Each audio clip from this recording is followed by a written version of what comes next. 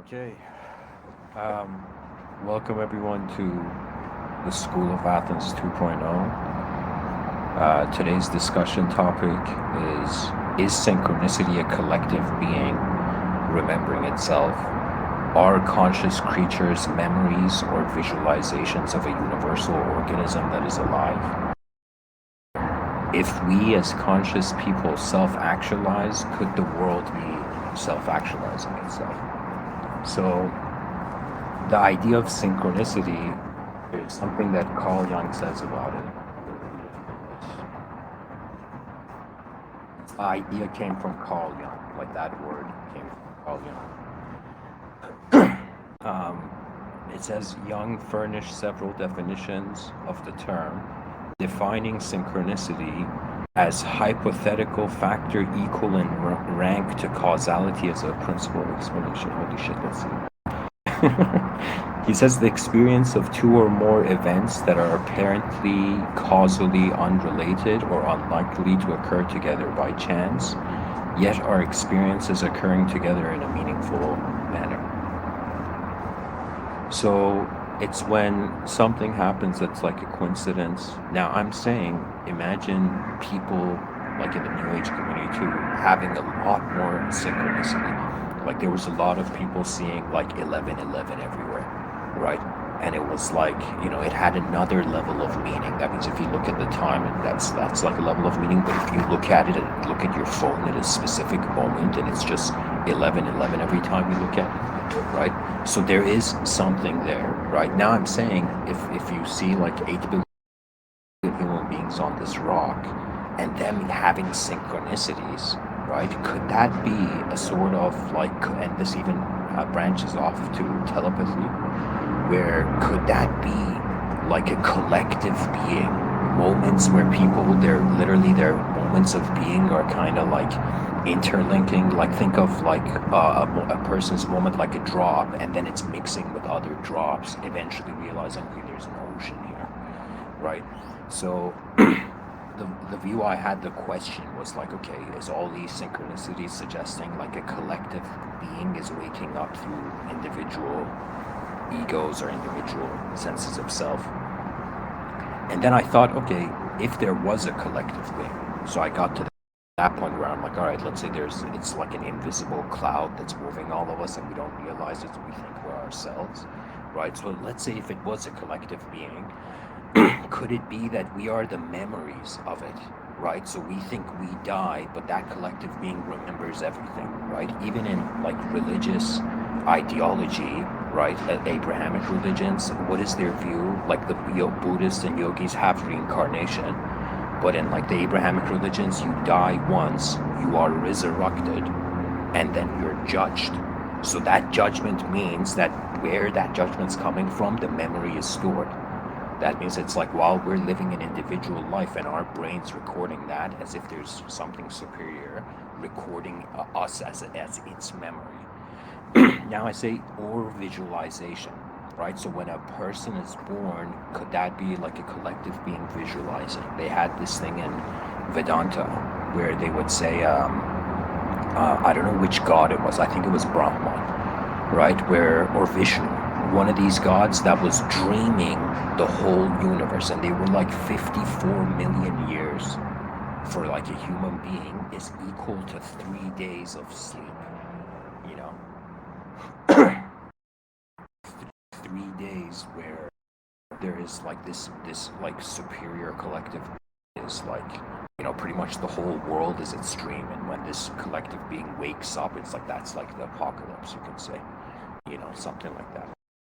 So the question is, first, synchronicity, is it a collective being remembering itself? Then, if there is a collective being, what does that imply about all these individual things? So it's its memories, or it's either its past knowledge base or its ability to visualize if it can.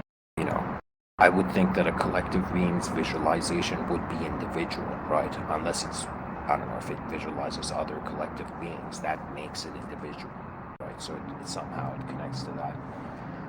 And then the last part where I say, if we as conscious people self-actualize, could the world be self-actualizing itself?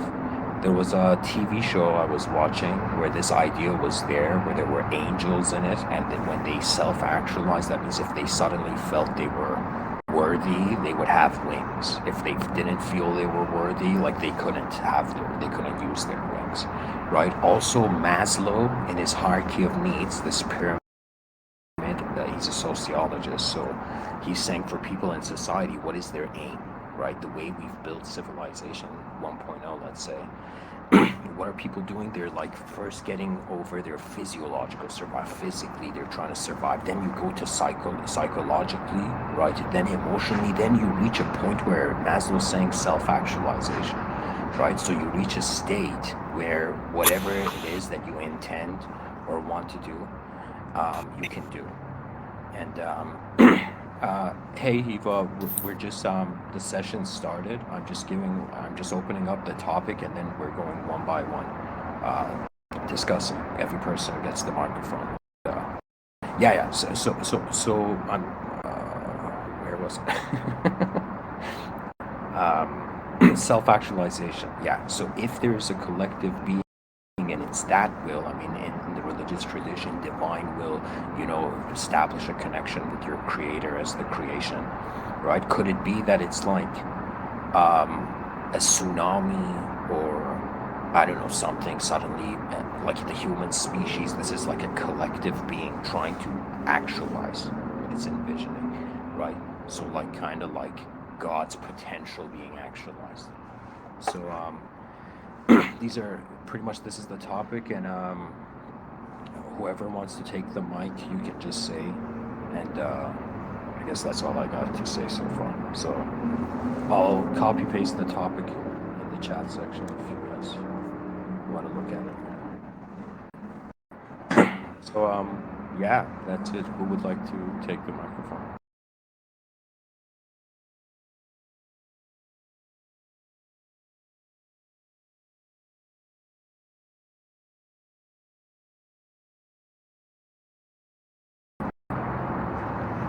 So let's go from bottom to top, and if you don't want to speak, you can say pass, but I would recommend everybody says something. So, Starve, would you like to say some things about this? What is your view on collective being, synchronicity, and if there was a collective mind or something like that, like how would you perceive it?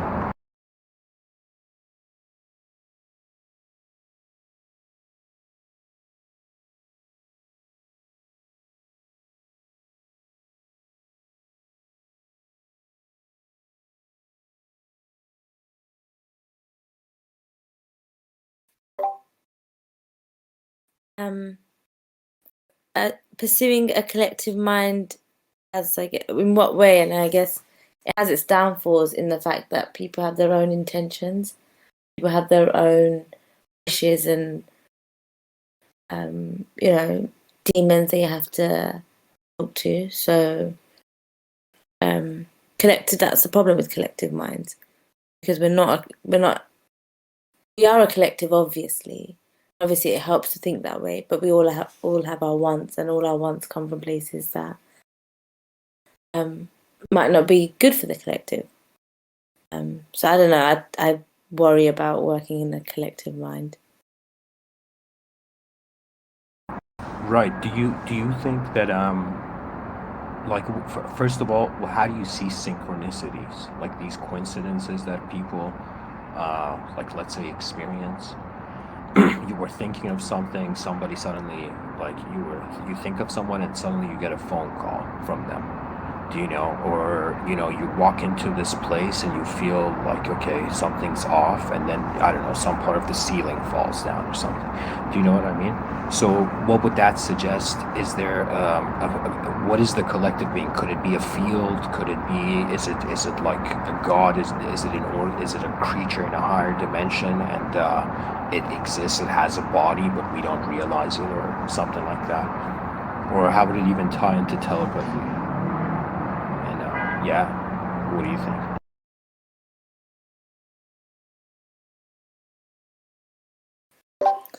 Oh, It's like that feeling of coincidence has become of more and more common, especially since like we're so connected and we have so much information now. Like things that might have been a coincidence 10 years ago or 20 years ago. Now, yes, it's still a coincidence. I don't know. I've got a weird thing with coincidences anyway. Um, do you know what I'm trying to say? Like, so like the collective mind might allow consequences or certain things might be like, oh, okay, yeah, because you've got more information to it. But that doesn't necessarily make it better. Sorry, what was the question again? To be honest, it's three questions, but I was trying to generalize it. Like everybody can start just saying like what is like their experience of synchronicity been, and what's a collective being to them. But the title is synchronicity a collective being remembering itself? Are conscious creatures memories or visualizations of a universal organism that is alive? And then if we as conscious people self-actualize, could the world be self-actualizing itself? Interesting. Okay. Okay, and so like how I guess this level of attention is it the world sort of working on itself, and that is the collective being. It's not necessarily us as people or us as it's just this whole collective force, let's say, and that it could be God. I guess so. I think synchronicity is interesting. Synchronicity is something that I guess we have to do, to create life, man, woman. I mean, that's the most fundamental kind of synchronicity that you have to do. I think my experience with synchronicity, I don't know, I just feel like a bit of a ball and a bit of a puzzle piece. So it's hard for me to find synchronicity in this world. And regardless of if there is a collective being or uncollective being, I think we're definitely working more towards it. Like as time is going on and we are so much more connected than we have ever been. Maybe we don't have a choice but to be a collective being and to synchronize and sort of all get into line, right? Groups and all that shit. I don't know. Does anyone have any? It's what you said was interesting. I was thinking like, okay, could history be designed by a collective being? Like we may think something is random as an individual being, right? But could it be like to a collective being not random, right? Because I know like a lot of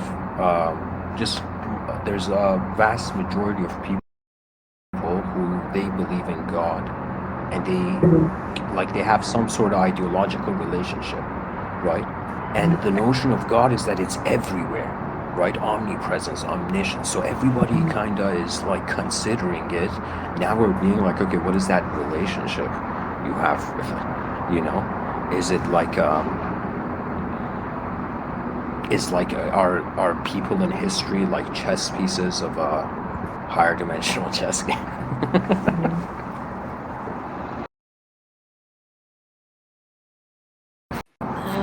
Well, that's if you believe in chaos or order, right?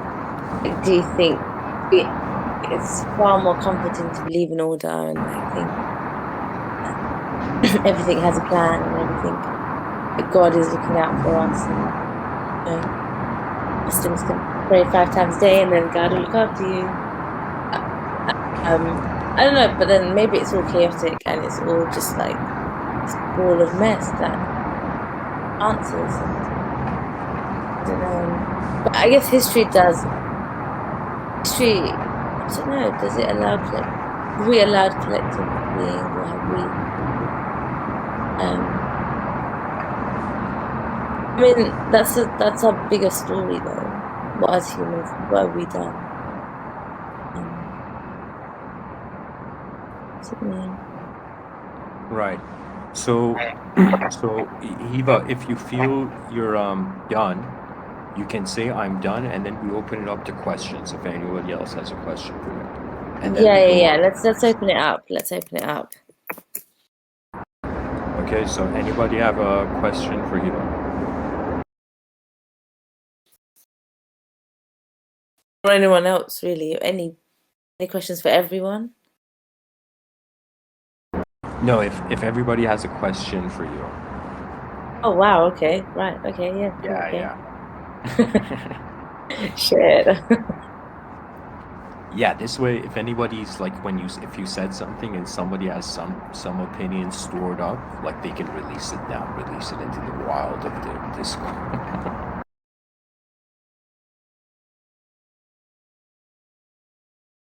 Yeah, this is freedom of speech. Okay, I'll ask one more question I have. Okay. Mhm. Um, so you said tell me if I heard correct. You said you don't consider synchronicity. You don't believe in it. Not quite. I don't think each individual person has a complete different story. Like, as much as we'd like to think that this moment really is happening only once, but all these, Coincidences. Synchronicities are only like when they're observed, like quantum.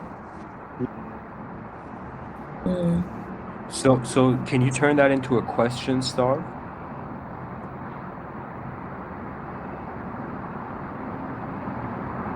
Is synchronicity more like coincidence?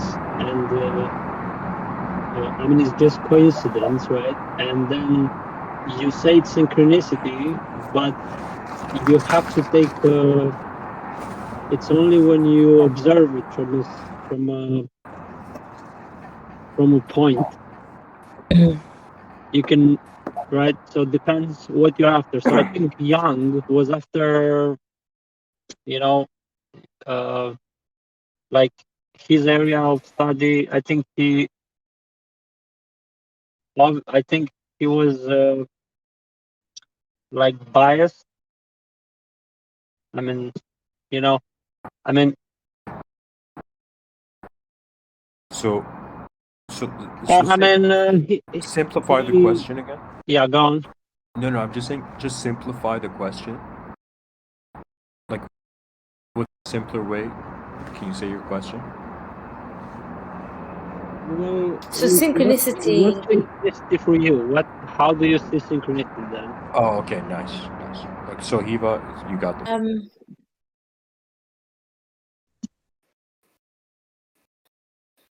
well, I think I just don't see it. Like, I'm almost blinded to this idea that things are synced. Um, like I just don't think it must exist. It must exist, but there's so many other factors in play on human life and life in general. Um, like it's only by chance that it synchronizes, and then I guess like coincidences are synchronicities, and but then it's still by chance, right? It's still that chance is still always going to be there. Like there'll be so many factors that could take something away from the synchronicity. And there is no beauty in synchronicity, maybe. Like there's nothing to wonder at. It's like, oh wow. Yeah, sure enough, if it's being observed, it's still being observed, but it was still going to happen regardless. But then I guess the idea of like, will life happen if it wasn't being observed? Um, but it still does. We've only had camera phones for how long? But so much of life is just gone past us, without having any documentation. Should I turn that into a question. I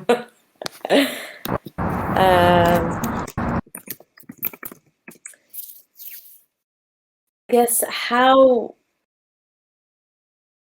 do you think we should put importance into coincidences?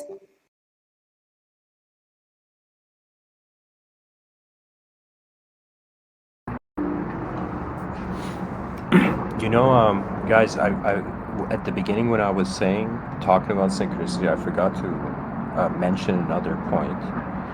Like in the talks, I said something like we have an inner realm and an outer realm. So there's a subjective life happening, and then there's our physical body, that's our objective life, right? So there's like the life of our personality, then there's the life of our physical body, right? And I think it's like if in the inner realms the person has noticed something, I feel like that's the synchronization, where it's like when you see a coincidence, it's like something that was real subjectively and something that was is objectively real. They've hit the same point. Do you know? It's as if it's like a bridge between the inner realms and the outer realms in that moment. So I don't know if that helps, but yeah. Interesting. So synchronicity with yourself is where you It's where I'll you give you. value. I'll Sorry? give. No, go on. Go on.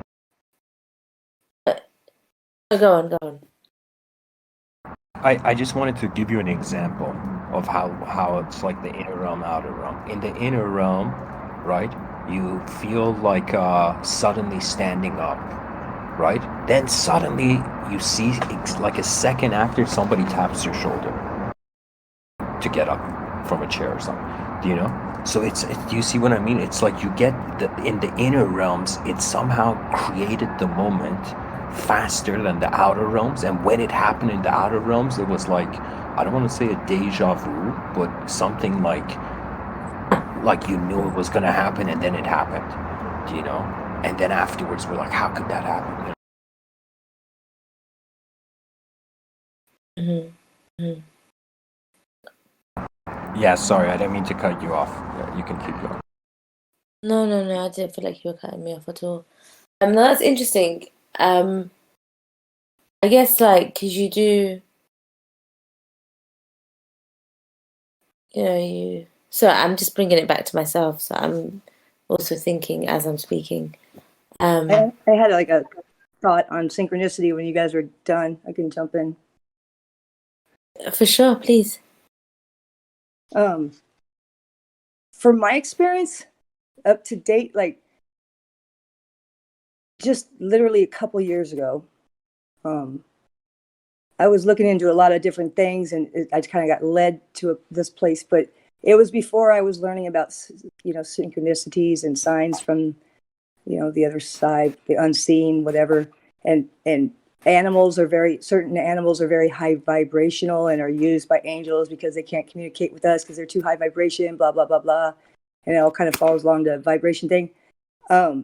Like for me, it seems like when I'm more in vibration with the universe and not so scattered, and I'm more into being aware of what I'm doing, I don't know if that changes my vibration and those you see those animals now, or if they're attracted to your vibration and they come to you. I'm not sure how it would work, but it seems like when I'm in tune and I'm aware and I'm not sitting there thinking synchronicity at all.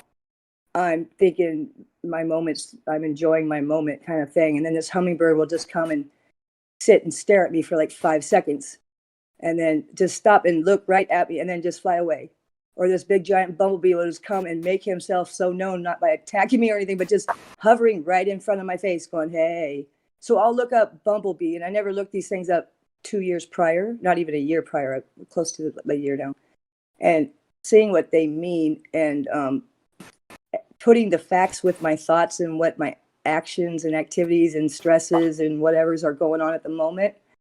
And they seem pretty freaking dead on to where I just stopped arguing about it and just accepted synchronicities as something that is real, because they have been around for a long time, so you got to give credit to certain things that don't fall off. So I look into anything that has been sticking around for a while, and synchronicities is one. And I don't know if I'm more in tune or if I'm just paying attention, but I'm not paying attention when I get when one comes and catches my attention. I'm never looking for it when it happens, kind of thing. And it's all the freaking time. I mean, I can't even look at the clock without it going 1, 2, 3 or 2, 2, 2, 2 or whatever the heck. I mean, it's crazy, but it's almost like every single time I look at certain things. So it's just really weird right now. But it's something I don't know. They say that you're on the right path or whatever. I don't know. I kind of see it as a vibrational thing. Like bringing yourself into the moment and awareness and appreciation and things for life, and God kind of comes and talks to you. You know what I mean? He's able to reach you when you're there, maybe.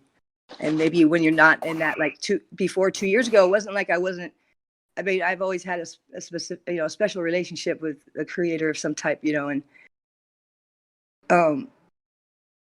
it wasn't like I wasn't looking towards him ever. I mean, I always was. I wasn't looking for extra signs because I didn't know about them. I mean, I've heard little sayings, if you see this, or if a butterfly lands on you, not butterfly. Yeah, sometimes them too, and ladybugs and whatnot. But I didn't realize the extent of the communication that can happen if you pay attention to the synchronicities.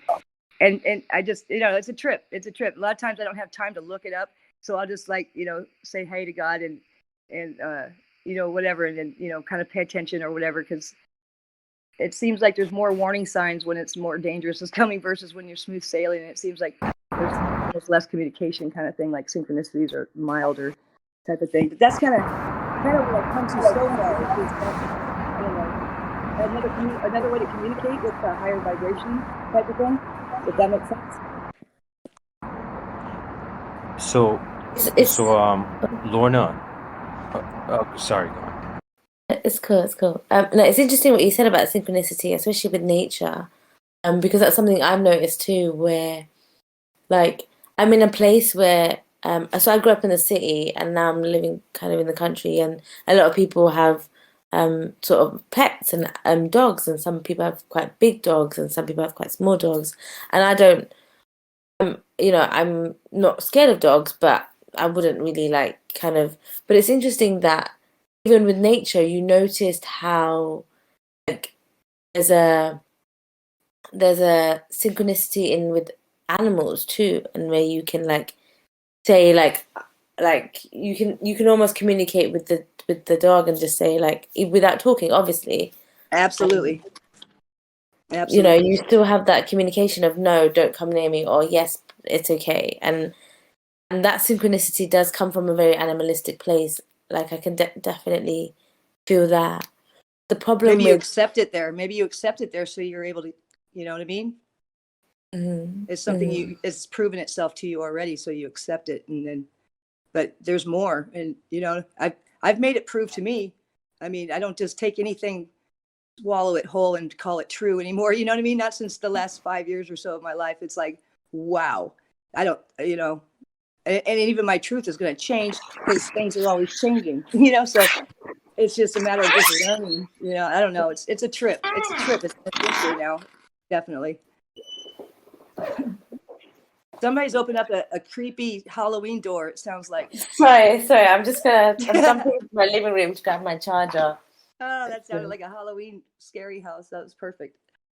It is Victorian, to be fair. It is Victorian. I don't know if it's very creepy. It's got the squeak. Sorry?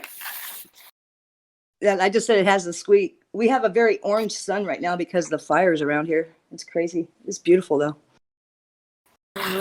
It just came through my window. It dropped enough to fly, and it just caught my attention. It's beautiful. I love this color, but it means fire too. So anyway, I'm gonna continue.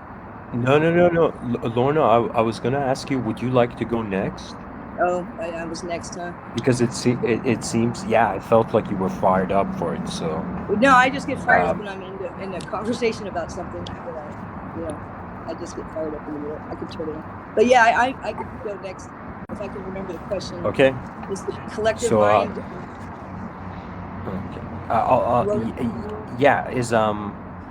Okay. Okay. So, so you can see it like this. I would say the most simplest way of this question is like, is there a collective being? Do you have a relationship with it? Is synchronicity that relationship? If not, what is synchronicity to you?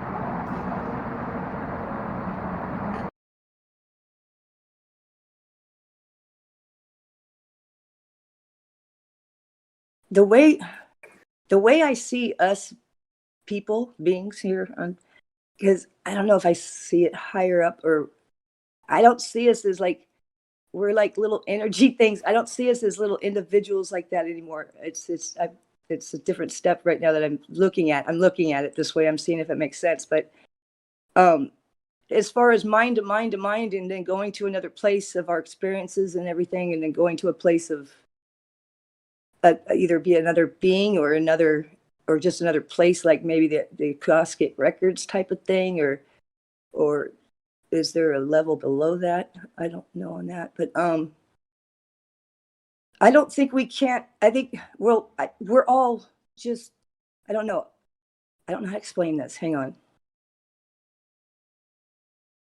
The way my mind's eye sees it is, we go around this planet and we experience, and somehow co-creation's involved, because that's big and emotions are important, and that's very earthly, and the body and the mind have to be very earthly. And so we're manifesting something, and it could be this world, but it could be more than that, like something we don't see, another dimension, maybe a room for us all, because there's a lot, I don't know, there's a lot of souls, and there can't be 8 billion people here, and the same amount of souls is what started this whole thing. I mean, it's so I'm thinking that there might be new levels of living to live on. I don't know, but we're creating something that's very important for us to be here to create. So we're co-creating. We hear that with whatever. You know what that just made me think of? The other day, I was thinking, how crazy is it that because our population is growing so much higher, we're Yeah. actually creating more souls? Yeah, exactly. And I don't know if birds, if it takes, if the soul is the one endless thing.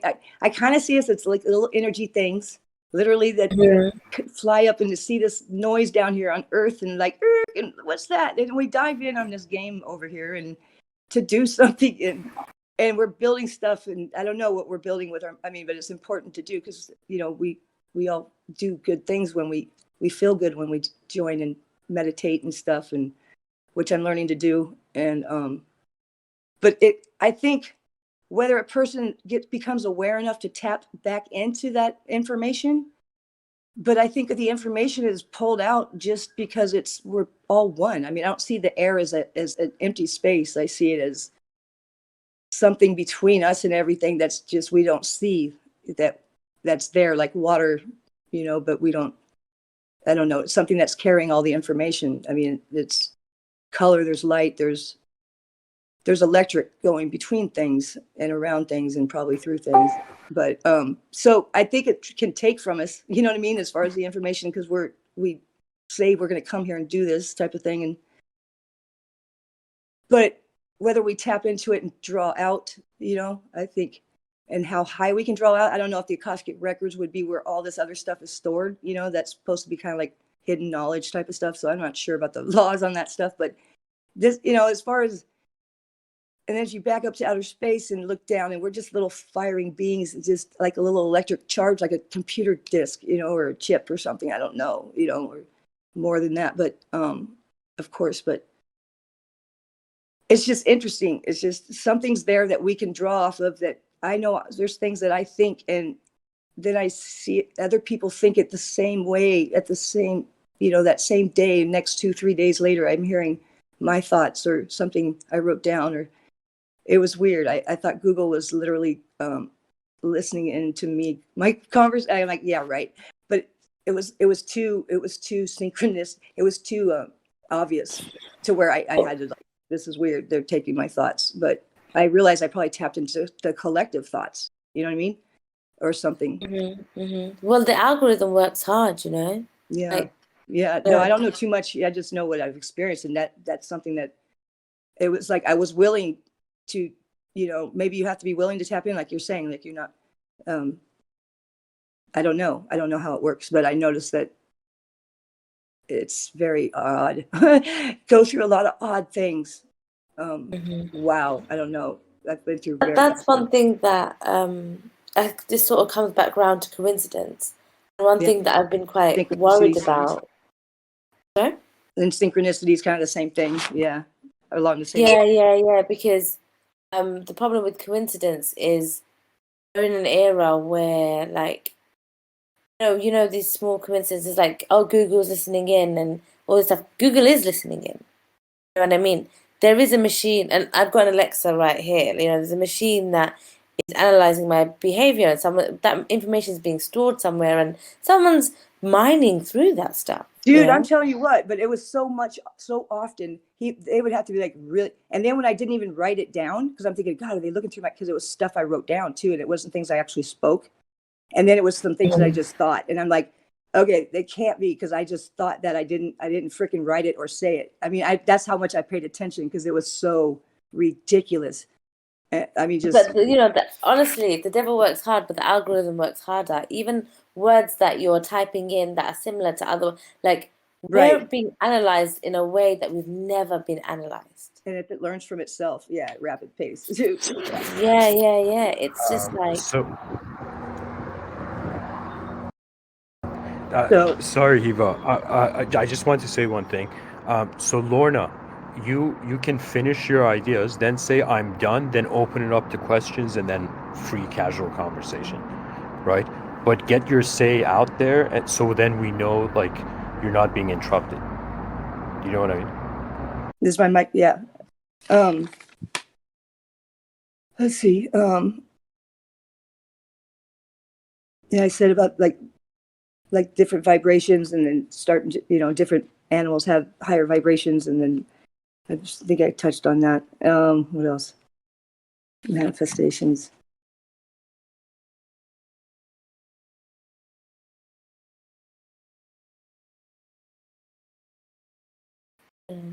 I'm just super cautious of coincidence now. I just feel like it's just an algorithm, you know? Yep. Yeah, and it's all vibration. It's all motion. I mean, everything falls into vibration eventually. Not everything, but maybe that's when you fall into that vibration. You know what I mean? When those numbers start 222ing and 1 2 3 4s, and you know what I mean? I don't know. Maybe that's maybe it's falling into that proper vibration. That's kind of what I see it as today. Who knows where it'll be next week, or the next person who shares. Who knows? But yeah, that's pretty much it. I mean, vibration, light, and just getting all into a good vibration to where we're creating good things, and then just feeling good. Enjoying your life. I don't know. The being, I don't know. It could be a place, and it could be the main creator that we're co-creating with. I haven't kind of analyzed that down to anything specific yet. So that's kind of where I'm hung out with it right there. That's where I hit a wall. So Okay. I'm done. Okay. So now Hiva, everyone else, if you have a question for Lorna. Right, well, I'm just shooting the shit here, but something that I've been thinking about recently is whether we really should believe in one God or we should believe in multiple gods. Like, sure, it's great. Like, it's great to think of one whole idea and one whole plan. But are there many gods? Are there many things at play, and are there many energies that are being called to different? Do you know what I mean? With different intentions and different. I don't know. What does everyone think about the whole? Well, there's always thing. Do you think it'd be real? Yeah, I do, mainly because of the yin and yang, and the polar opposite must exist. That's like a rule. So, of course, the darker side would exist. But what does God need? You need that too. Who's going to pay off karma? Who's going to be the narcissist that you got to go date? You know what I mean? You got to have the narcissists and stuff out there in the world, and so they're not wrong. There's just a purpose for them. We don't like it, but there's a purpose for them. As far as one God, dude, I don't know. Infinity is a long fucking time. There could be multiple gods now, you know, with multiple, I mean, it's infinity. We're doing this thing infinity, you know, it's a long fucking time. That's how I think everything and anything has and will happen, because it's infinity. You know what I mean? Forever. So, yeah, anything and everything is possible because there's infinity, you know? So multiple gods, yeah, could be, you know, I mean, in my opinion. I have a question for you, Lorna. So you said something incredible. You gave this analogy where it's like, it's kind of like we're these small charges on this planet and it looks like a chip, right? So if we look like a chip, could the collective being be like a simulation or a programmer? Do you know what I mean? Could it be that it's like we're inside some machine, if you see it that way? I've What's your ran view on that that? road. I've ran down that road, and it. The only thing that bothers me is emotion, like with a simulation, like just a video some videos playing, and we're just like thinking we're living in it or something. I don't know. I don't know how. I know things are beams of light, but how do I move that couch? If it's just a beam, you know what I mean? You can physically move it. I can't move if a beam's coming through my window, I can't move that beam. So I don't know, you know, but hang on, I got lost. More so when I saw it like a chip, I meant that's how my brain saw it at first. And then I started to see it more like a living cell. And then that's how I went larger and larger and larger and ended up being part of a cell of probably our creator, which would be a human, could even be a flipping dog. I don't know. I mean, it's going to, you know, it's just, it could be anything when you break it down. It's just, where are you at in infinity? You know, where are we at in the grand scheme of what's higher? Every time we go higher, there's going to be higher made. Every time we go lower, there's going to be smaller made. I mean, we break something open and it's 3 more things pop out. We go out and we find more things in our galaxy and more galaxies and more. So we're kind of in the middle of infinity. So it's like, it's just, it's a trip, but it's a recycling thing, alive. And that's why I see things between items. It's more like I said, fish don't see that they're in water. They, you know, they don't think they're swimming and breathing water. They're in their environment. We're in our environment. We just don't see our air. I mean, we know there's water and stuff in it, but we don't see it. So if you get out of our environment to another environment and look back at our environment, we probably look like a pond or a bubble or something, you know, like an enclosed thing of something that we're the bottom feeders probably because we're walking on the ground. No, I don't like bottom feeder fish, but it's kind of, I see it all kind of the same thing. I mean, it's all related. It's all the same. What is above is below. What's small is big. What's big. So I look at the universe and see the body, and I look at the body and see the universe, you know, and or something like that. I see like a cell of a body or some kind of being, you know, I don't know. You also said something in like, you said something, it's like infinity's a long time. And I was thinking, when Hiva was asking, is there one God or is there multiple? So it could have been one God from the beginning, and then this God had, in some sense, like, I don't want to say children, but like had, you know, like a universal being multiplied. Do you know? Or is that what you meant? As if, Or like if souls, you know, like graduate up and join them and then become his helpers and such, to where you can hang out in heaven and it's, hey, you got to go jump in that, go be a hummingbird and go give that person a synchronicity. And so you dive in and you become a hummingbird and you go give somebody a synchronicity.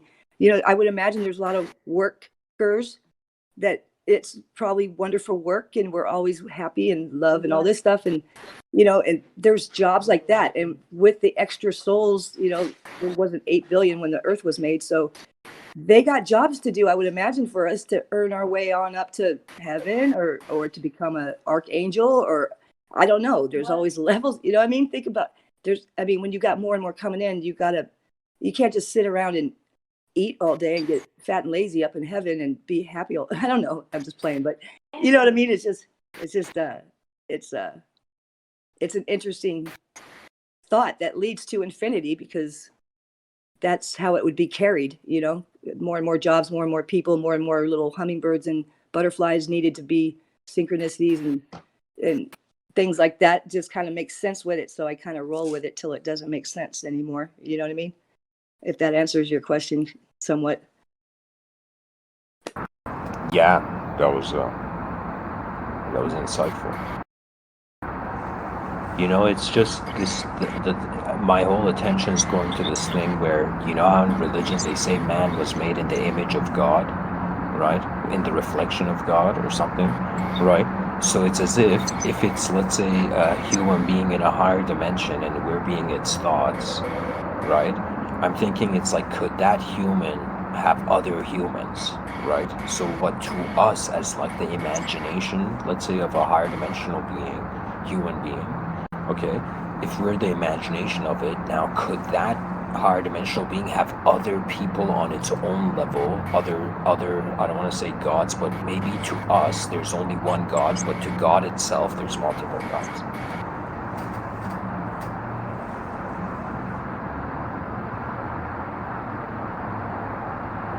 That's an interesting angle. If you consider we're made in the image of God and we look human, so if it's a higher dimensional human, like that idea. The whole image, But, I don't know what that means, as far as the way we turn out, because his image would be all over the place. I mean, there's a lot of variations of people, but I don't know what they mean by image. If they mean like the physical image, I mean, he's also a being of energy, I would think, that's very high vibration. I don't know what that would look like. Big bright light, white. I don't know. You also are assuming that God can control himself or herself or whatever. God, like we assume that God, like maybe he does. I don't know. I feel weird saying he. Maybe God like just sort of doesn't really understand itself, and so whether it's one thing or whether it's multiple things.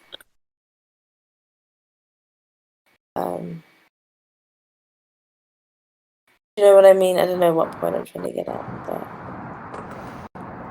I mean, it's definitely one of those like long-term philosophy questions.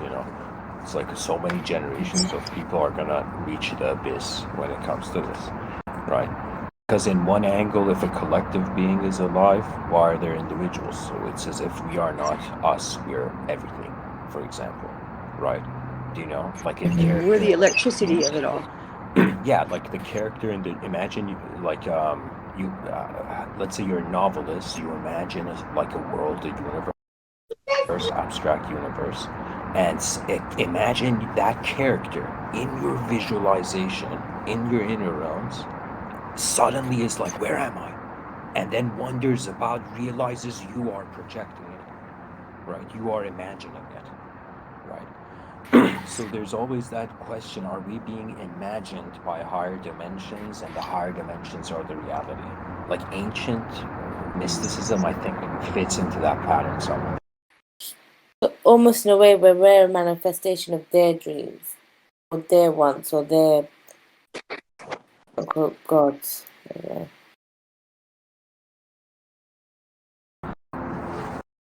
I don't know. That's again kind of stating that we're not really here. We're just being projected somehow, and that's just hard for me to believe. I mean, yeah, but you're not, when that character in the inner realms, or in the imagination of like that novelist suddenly realizes everything is the novelist, right? Everything is like the writer's hand writing something on the book, right? Then it's like, you can, if you realize that, you don't have the fear of a fictitious character. It's like you have the like you feel you're the novelist instead of a character in the novel. right. I remember like the whole, I think you brought it up before, where you go in to watch a movie and you're not there to direct it or change anything. You're there to just watch it and enjoy it. I try to run certain, sometimes my day like that, and it's interesting. I'm trying to make it a little more regular, because it's kind of like being in the now and being aware of the moment, and that's a good way to set my mind to sit in that. And I like the way you put that one time. Yeah, that's in Zen, they call that like mindfulness. So that's like an incredible practice, it's where Yeah. you're like watching your moment rather than identifying as a part of it, getting influenced by the other Or just parts. pinging around out in front of it, instead of letting it float out to you, walking the path, you're out there in front of it trying to scratch the path open, which is necessary sometimes. But I think standing back and letting the path unfold in front of you is not too far in front, but you got to get off your butt sometimes. But yeah, it seems to be a little calmer way to investigate new ideas and things like that. Just allow things to happen. It's kind of peaceful. Right. So Lorna, do you feel we should move on? Like, should we move on to the next person, or are there more questions?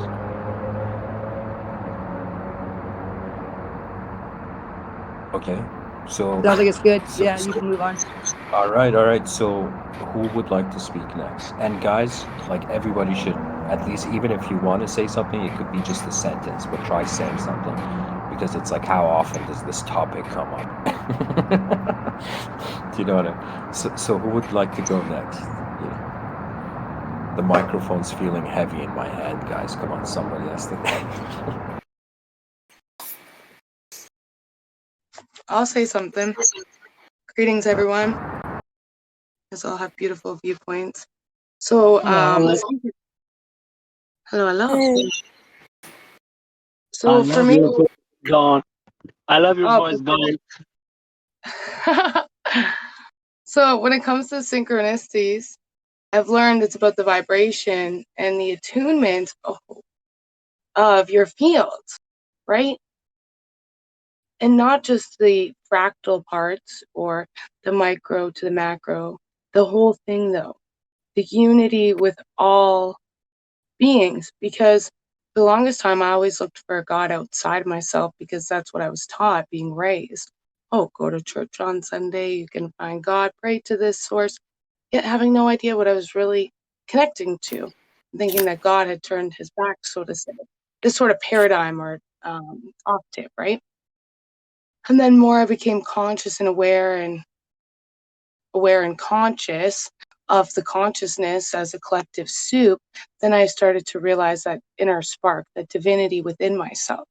And then I realized there was no searching for a creator or God outside of myself. It was all within me. And that inward journey or outward connection then became a synchronized journey of the evolution of my soul's growth, regardless of what time-space continuum or timelines or paradox or vibrations. Then the people or places or synchronistic sort of context of being who I naturally am, or whoever is naturally them. What happens is it doesn't only become a memory or a visualization, it actually becomes like part of the storyboard or that sort of mission or quest, depending on what part we're in the development of. Because really there's no stages we could call stages or levels. It's just another aspect or angle or even degree of the expansion within. And the organism, where it really stems back to for myself, is that photosynthesis or the metabolism, like the metabolism that we have within each cell. And then each cell has its own intelligence, which then is connected to the synaptics of the entire grid. So then I become that Wayshore light work or whatever you want to label it, doesn't matter. But then I become that anchor of light portal of the stargates that are here localized on a planet and in many other star systems And then the organism begins to grow, and then the multidimensional field and the multiverse and the multidimensionality that I am becomes the fullness, and then there is no shutting it off anymore. That spark has now been lit up almost like a volcano, and you just want to spread that light or awareness, so then people know, like, hey, I can tap into this too. I don't have to find something outside of myself. It's already built within me, the temple, the kingdom of heaven, whatever you want to call it. And then every cell becomes alive. So not just the cells within the body, but the cells outside of the body, the ethers, the astral, the physical, mental, all these systems that are outside of our body become alive. And then it becomes a unified harmonic field. And then it's like you were talking about before all this, about the presence, then you just know you are the presence of God, the presence of the creator. And it's just that deep knowingness. So when you talk to other people that might be depressed, hopeless, scared, suicidal, any of these things, if you've done enough inner work, you can guarantee them and promise them a new way of life, because you are walking proof of it. You're the miracle. You're the infinite creation in physical form. And even though whoever's gone through whatever, we can always be that light within the tunnel or within the box or within whatever we want to do. Yet when we stop going to the corporeal self all the time and connecting more with the infinite, then it becomes a lot easier and graceful, because then you're in that same synergy of the symmetry, the symmetry of the synergy of the fullness, regardless of what field, because you're no longer distorted or diluted. And then you're able to dissolve any false paradigms or false realities and tune into the truth of that sacred genome that you and everybody else that you connect with is. And then when it comes to the consciousness or self-actualization or any of this itself or oneself, what happens is you have learned that creation where you realize that if someone's conscious yet they're doing unconscious behaviors, you're going to love them anyways, because that unconditional love that you radiate, they will know that they always have that person to listen or to be there or connect with, because you are aware not only through the consciousness of your heart, yet you are aware of the harmonics, so to say, or the fields of others, and really just having that open heart or nature. And sometimes we don't do it with others right away, we do it with ourselves. And the privy council, because you guys were talking about earlier, and I call that the privy council. So for me personally, I have a lower triad and I have a higher triad, and then I have a galactic triad, which are different privy councils depending on which sector in space or the time and space and the continuums that one may serve. Now, this is different for many contexts and many wanderers or any of these things. It's really when you attune to the light, you become the light waver instead of the light saver. So thank you all for listening. That's kind of where I've been with all my goodness. And it's absolutely magnificent because I live in an absolute reality, and it is freaking dope. Thank you. First of all, thanks for sharing. That was if we can open it up to questions, but I have a question before I forget it.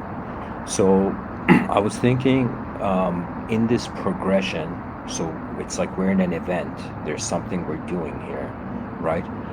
How would its destination tie in, the destination of 8 billion human beings, tie in to a collective being, hope? How do you see, this may be a strange question, but if there was a collective being perceiving us, how would it see it? Or how would you consider that? It is, okay, I'll give you an example. I was just chilling, cleaning up the one day, and it was like, go lay down. And I'm like, oh, okay. Like, when your body's just like, just bosses you around, or your heart or your mind, and you just go with that sort of like feeling, right? And I literally laid down, and it was like I connected to another part of me on a different planet as a queen who was being invaded by a different species. But because I had attuned to my multidimensionality on Earth, Doesn't matter what planet, space, time, star, anything. I'm aware of it all in so many aspects. So I lay down, I clap my hands, and everyone's like, how did you do that? And I was like, well, I'm one with the communion of the vessel on earth and then many other earths. And we were able to clap our hands, and they were no longer able to be able to come into these fields anymore. So then it took away the resistance within the being, like my body and my fields, and then it also took any resistance of trying to have a takeover. And I'll give you another example. I do meditations with kids of all ages, adults, all that stuff. And a lot of kids, especially different spectrums of it, or not even identify on the spectrum, already are aware of their multidimensionality. And you see, most are told to stay away from it because it's like so taboo, right? Because we're not talked about it enough. And what happened was, we've been, as a society, collective, any of these things, depending on our bias or our creed, that is where our taking off places, or I like to call it a power base. So like you have all this knowledge with like yogic or yogi or any of this sort of stuff, right? And I'm more about fields. I could tell you any field, any space-time continuum, any galactic being, any human being, any of these things, superhumans, all of this, right? Because I've been trained long before I was able to speak. And I mean trained because Earth is a training ground here for us to not only evolve collectively, also in a unified field, so then our own collective our own collective can then become that dominant vibration, because we don't have to do anything. Us being here and just being alive and breathing is more than enough, because the light has already won. There's more people awakened doing these advanced communications in little circles, which are then lighting up the grids. And it doesn't only light up this grid, it lights up every single grid in any location, if it's known or unknown, because we are like the fiber optics of the Wi-Fi. And that's the best way I can describe it. It's like trying to explain Wi-Fi internet to somebody 1,000 years ago or 10,000 years, right?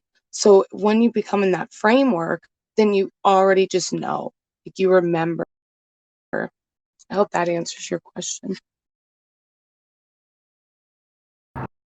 Yeah, I got an answer out of that. Cool. Anybody else have questions for Hope?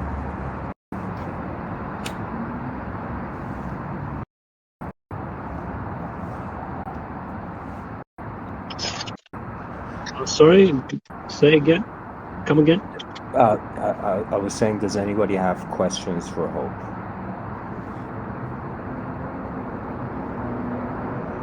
Yeah. Maybe you should do a podcast with Mr. Wittin. I think you and Mr. Wittin, just you two. I think just think about it. You can give it a try. I think you can. Questions about the topic start. Yeah.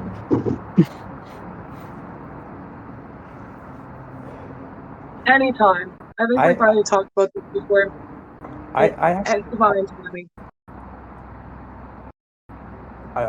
Hope, I actually have another question, right? Let's say let's say right now, okay, we're in our dimension. Let's say first there's higher dimensions, and let's say in those higher dimensions there's higher dimensional beings, okay? Let's say, for example, like attach a galactic context, Tibetan Buddhist context, and call them bodhisattvas, whatever kind of, or Christian context, call them angels, whatever context we want to attach to those high, let's say, higher dimensional beings, right? So would that mean that they would be more collective than us, but not still the whole collective? As if would it be like collective spaces? Do you know what I'm saying? So if imagine there's like a cloud, like a cloud of smoke or something, and that cloud of smoke is blue, could there be smaller, for example, green clouds inside that blue cloud, for example. Yeah. You know, I'm saying like what would that on the way towards the collective. Anyways, I think you got my question. Go on. Yeah, so I created a kid's book about this, exactly what you're talking about. About how the divine mother, divine father, we connect with these energies simultaneously. Now, the thing is, what you're talking about is more of like a hybrid energy. That's why I suggested Sweet Tooth, because I just listened to it or watched it, and I was like, wow, this is exactly what we're going through. We're hybrids in a sense, because we're these advanced communicators with the extra extensions of who we are, right?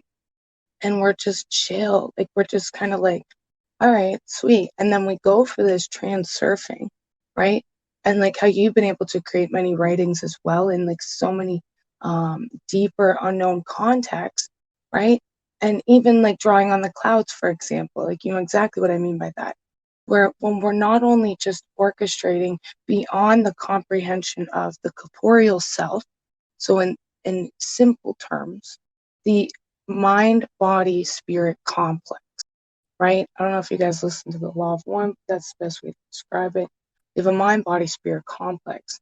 And then when we have become the master to it, we literally tap into our angelic wings.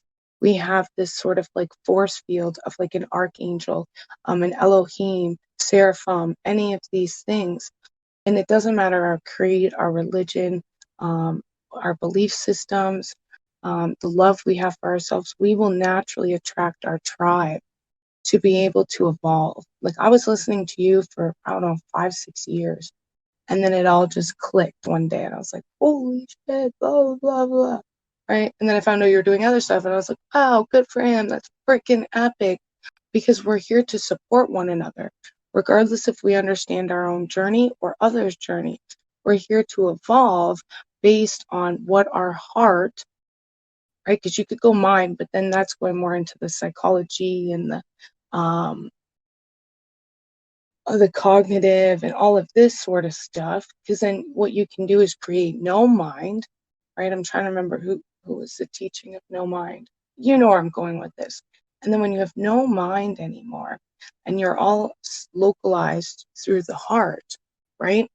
Then it becomes the chambers of the heart. Most have 4, some have 6, and others have infinite. Most are only open in the first and second chambers. If you're really connected to them and have that sort of intimate connection, no, I don't mean sexually, but I mean like intimate with knowledge or that wisdom or unconditional love, then the chambers of the heart open up even more. And what's happening collectively is our hearts are all opening up, and we're having these magnetic fields opening up, and it's like holy synchronicity or holy kinkings, right? I call it something completely different, but you know I'm going with it because everything is in alignment with what your vibrational pattern is. So if your vibrational pattern is I'm angry, I'm pissed off, fuck that person, fuck the systems, fuck the world, you're going to keep attracting that because you're resisting that. If you're like, holy joy, I just want to party, I'm going to buy a cake every day just so I can celebrate life. Like, I'll give you an example. I called to get a cake to celebrate fall. Hello, fall. Who buys an ice cream cake to celebrate the seasons? Well, I like to do it sometimes because I'm celebrating Gaia, Mother Nature. I'm celebrating being able to breathe and be alive and having that celebration of union with everything, anything, all things of the highest vibrational. Like, oh my goodness. So, yeah. That's the best way to describe it, because it no longer becomes like I have to do this. It just comes to you naturally.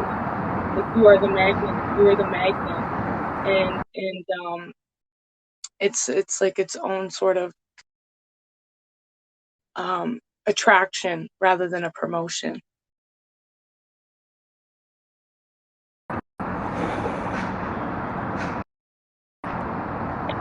You know, I'm thinking of going and buying a cake right now to celebrate this Discord.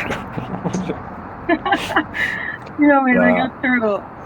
Turtle birthday cake. Yeah. But we can there's still many people, so we can go on. And who would like to go next? Who would like to hold the microphone? Maybe I asked it a bit too intensely. Somebody hold the microphone. But so we've had Hiva, Hope, Lorna, so Starve, Red Pill, Esmeralda, Bob. Any of you guys wanna go next and just share your thoughts on, we're individual beings here. What is our relationship with, let's say, a collective intelligence, or what does that even look like to you? Or if there is something more than individualism, what is that? Or how have you experienced it? So you can open up to the topic in many ways. So you guys, somebody go. Okay, let's see. There is a being. Let's assume, right? There is a being above us.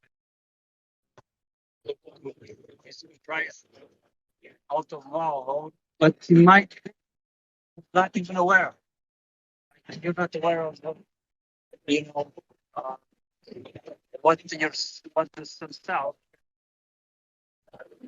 are doing, right? So it might be kind of like the same thing. I mean, I'm sure it's not something more like more beautiful, more meaningful.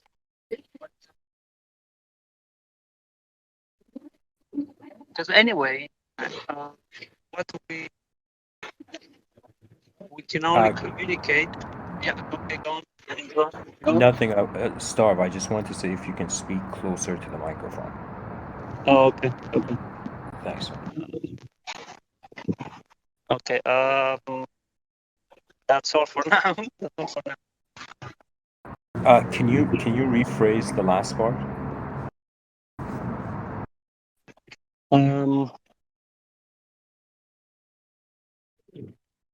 I don't really remember it. Okay, so Yeah. that if there is a, let's start. I because you were cutting on and off.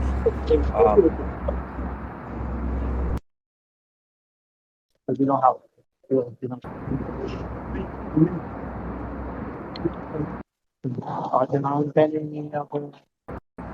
If you're talking to us, we can't hear you, man.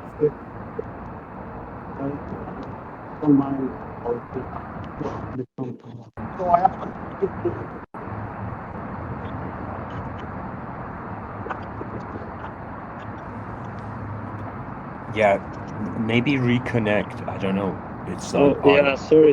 This. Yeah.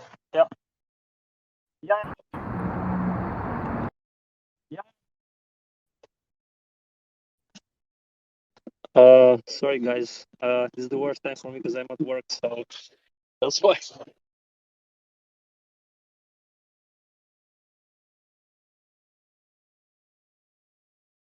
Cool. So it's next day for you. Well, where I'm located. Okay. You should complain to your manager. So I'm not even allowed to.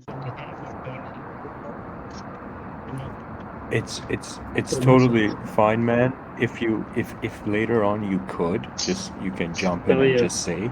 I'll jump in when I can. Yeah. Okay. Okay. Or text it. Okay. All right.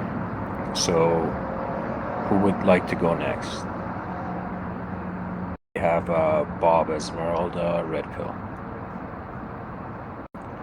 And guys, you can connect it to different contexts. Like Bob, earlier you were talking about the I chain. So, do you have a view on like how the Zen approach is, or is that collective being just emptiness? It's all like emptiness, and emptiness is at peace. Is it how do you view that?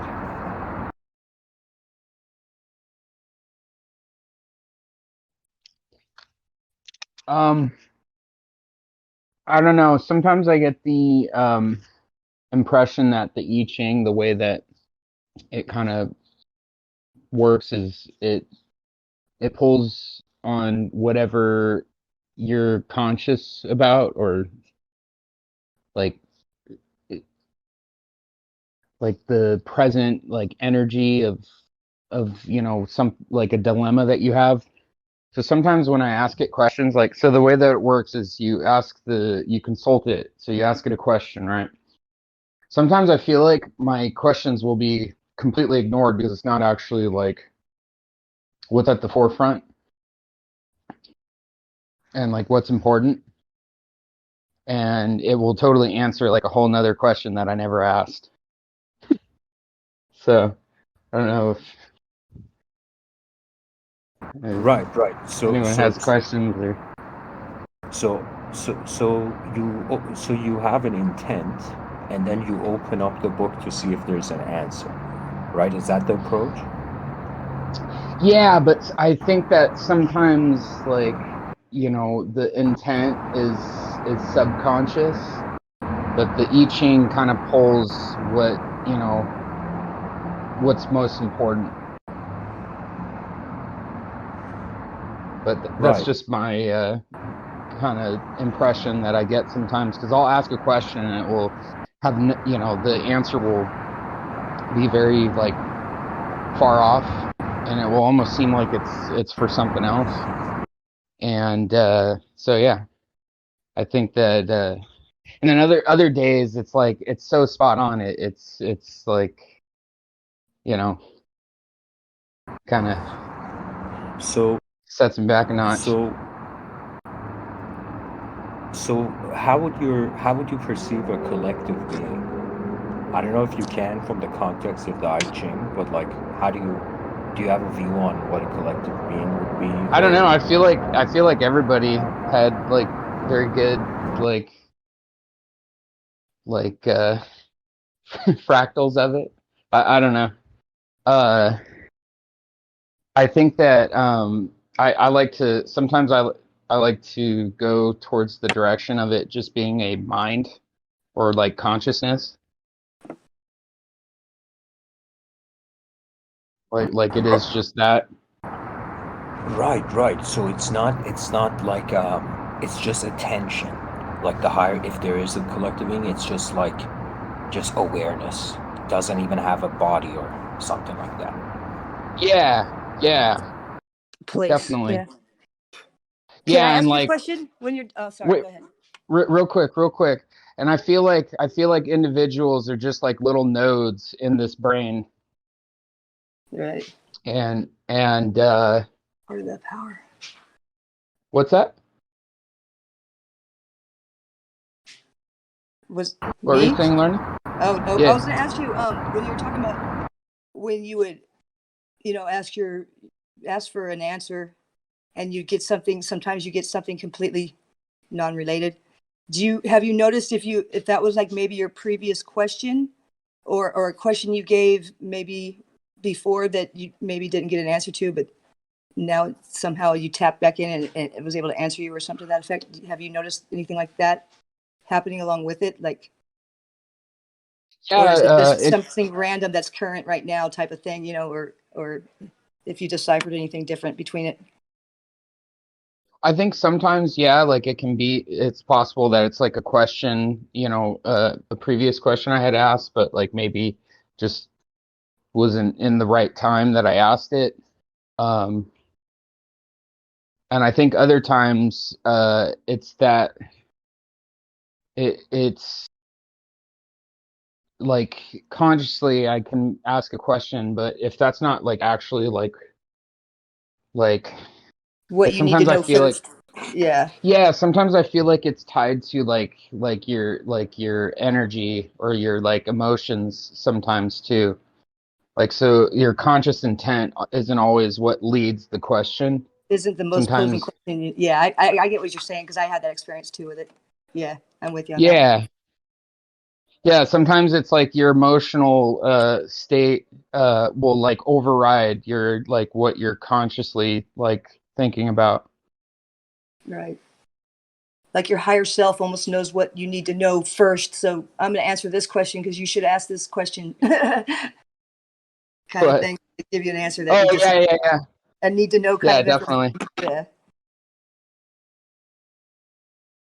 All right, cool. Thanks. I Um, was kind of had the same experience, so I just wanted to see if you, yeah. yeah, definitely. Yeah, yeah, so like I don't know, it's like sometimes like I imagine like we're all just like one like big brain that's like and you know I feel like we're already like we already are that like the collective and like we already are like communicating. We were just maybe not like aware of it all the time. Yeah, exactly.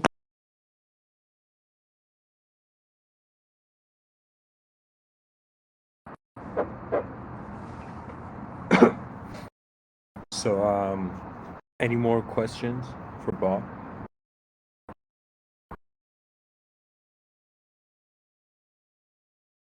I got actually a question, Bob. You said something about fractals, right? So does that mean every moment Yeah. or every part of the dimension is the same?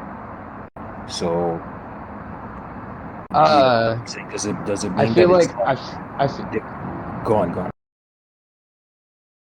I feel like like the fractals are like it's like your you know like how some people like describe you know like what's within is like a light or like you know it, whatever like it's like and then from your light like I feel like it attaches to other things and forms the like the fractal that people talk about and it's almost like a like multi-dimensional like tapestry and then like that's what like maybe like reality is.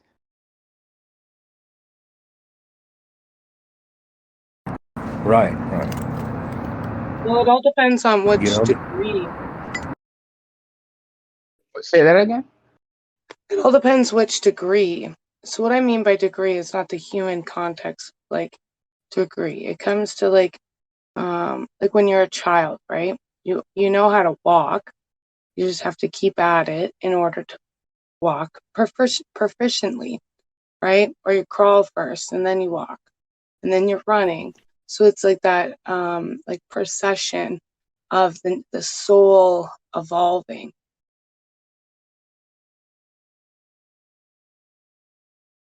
So like yeah, I'm trying to explain like the easiest way. It's like you put a seed down and you just know it's gonna grow because the universe is gonna provide that sunlight, that darkness, the nutrients, the water, everything for it to blossom where it's at. So when we're seated here, we have all those natural resources or extensions present with us, like the entourage. And depending on how thin the veil is in mind or in heart, that's how connected you'll be with the entourage or the energies that are around you or within you.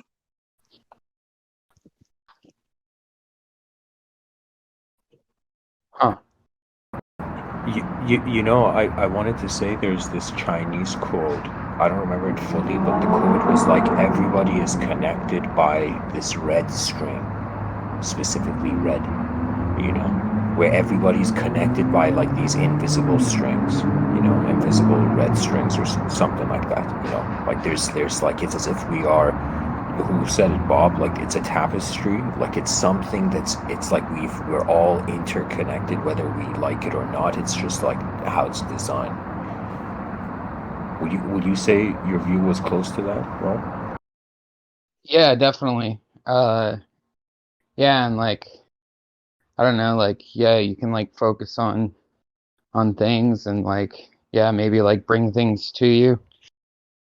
Um, how Hope was talking about, like plant the seeds in your tapestry.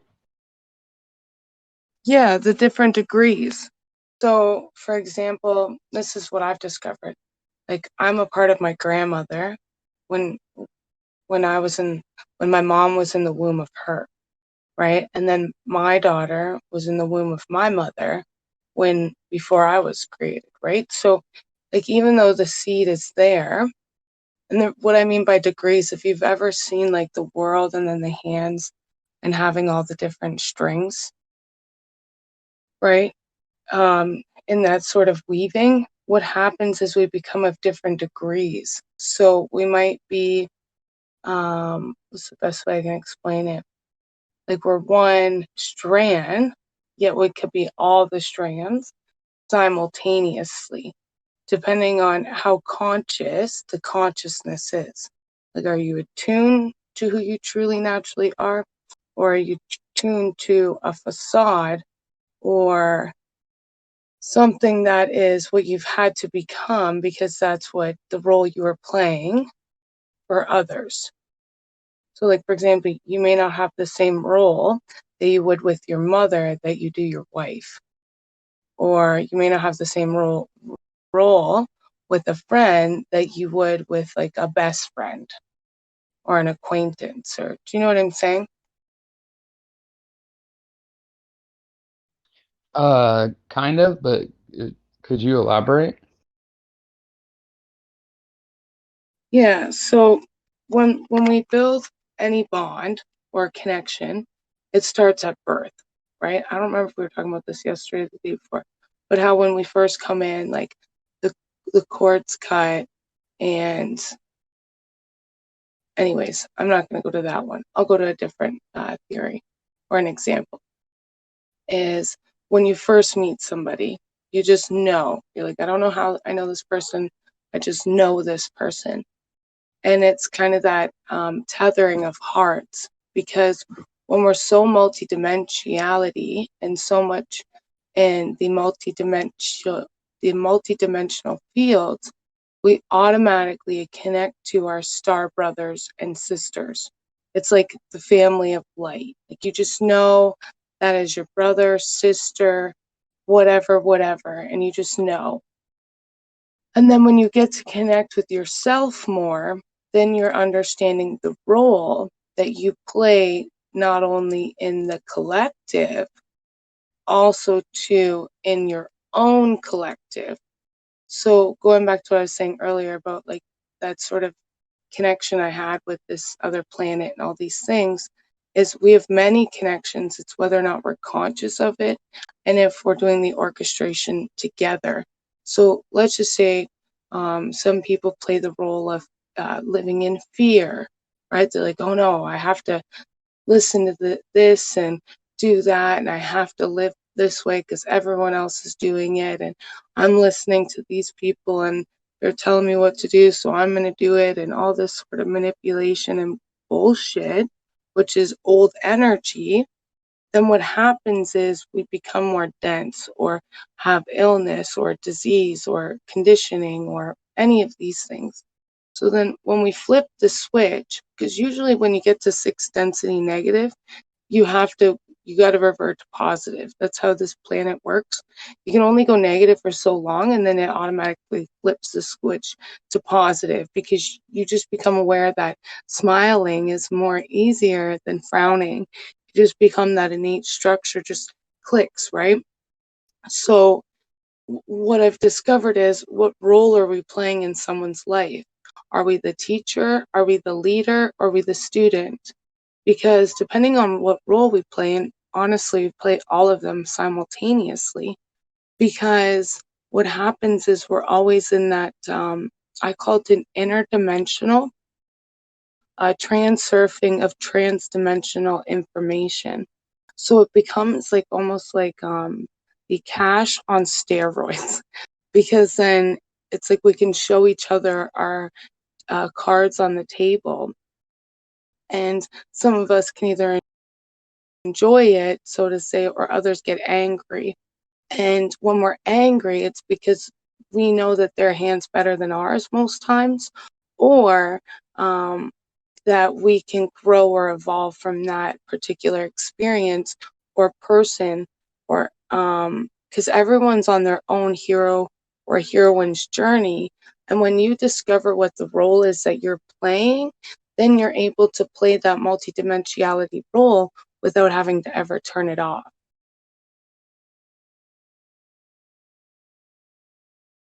it just becomes an art of expression or an art of illumination or art of attraction. Like because you're then becoming the orchestration rather than having to be that hustler. You automatically become the magnetism of it, the attractor, because it doesn't matter where you are on the degrees or scale of awareness or consciousness or the synchronicities of the universal orchestration or your own divine orchestration. What matters is, are you conscious in your heart? That's what I've discovered, because you automatically know. It's just how deep have they actually been to the ethers and the springs of their own elixir. So I hope that answers your question. A little bit. That was a little beyond my question, or you know, but it's cool either way.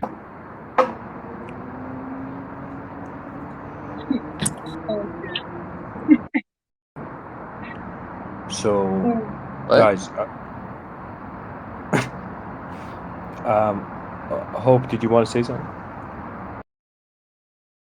It's just funny because I always go beyond and I don't even intentional. So if I do, just tell me to come back, because I'm so multidimensional that I'm like, what? We're still on planet Earth? Like, what? Anyways.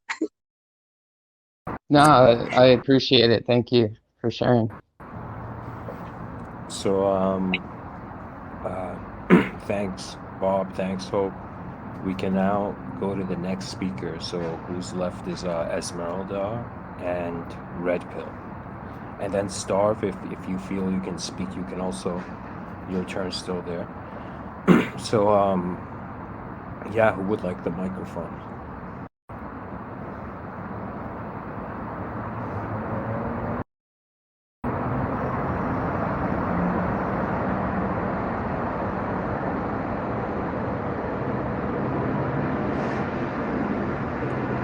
First of all, who's here?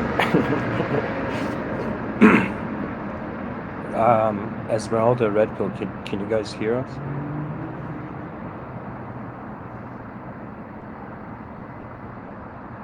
Yeah. Okay. How's it going, Sure. man? Yeah, sure, we hear you. I hear you guys. You are really appreciated for sharing. No problem, man. We're just going sharing views about the topic, and the topic's pretty much synchronicity and collective beings, right? So, what is your view on like a collective being, or what is the synchronicity, or what's even happening here? What do you think? I think there is an order to this, and we are playing our role.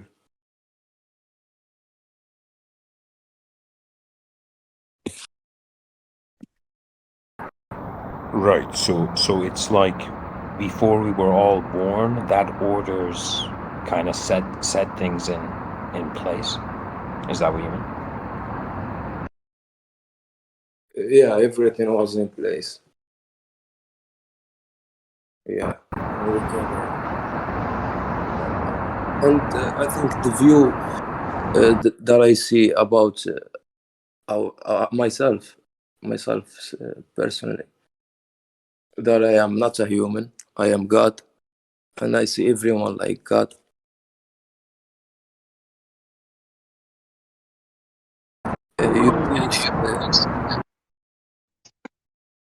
It's just a perspective.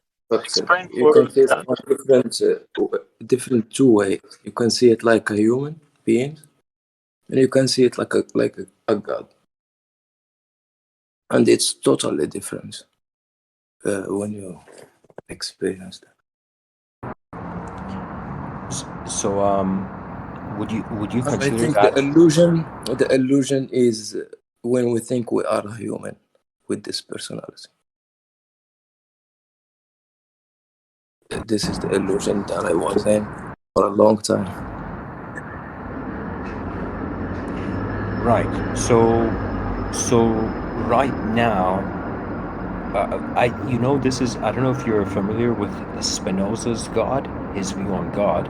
He was like, pretty much, it's like what's moving here, what's happening here, and it's like that whole thing happening is like, okay, God's here, right? So are you seeing it that everything is like God just being itself? Is it that like that you see it? Do you know what I mean? It is like, do you still see people, or are you just seeing yourself in them?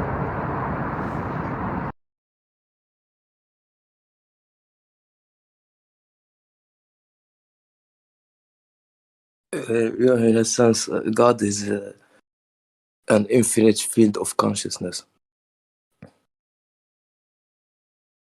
And that's imagine itself to be everything you want, because it's infinite love, and it must be that to create something other than this.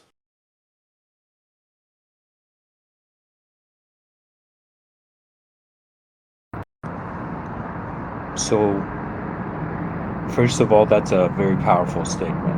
I agree with that, but I remember this story.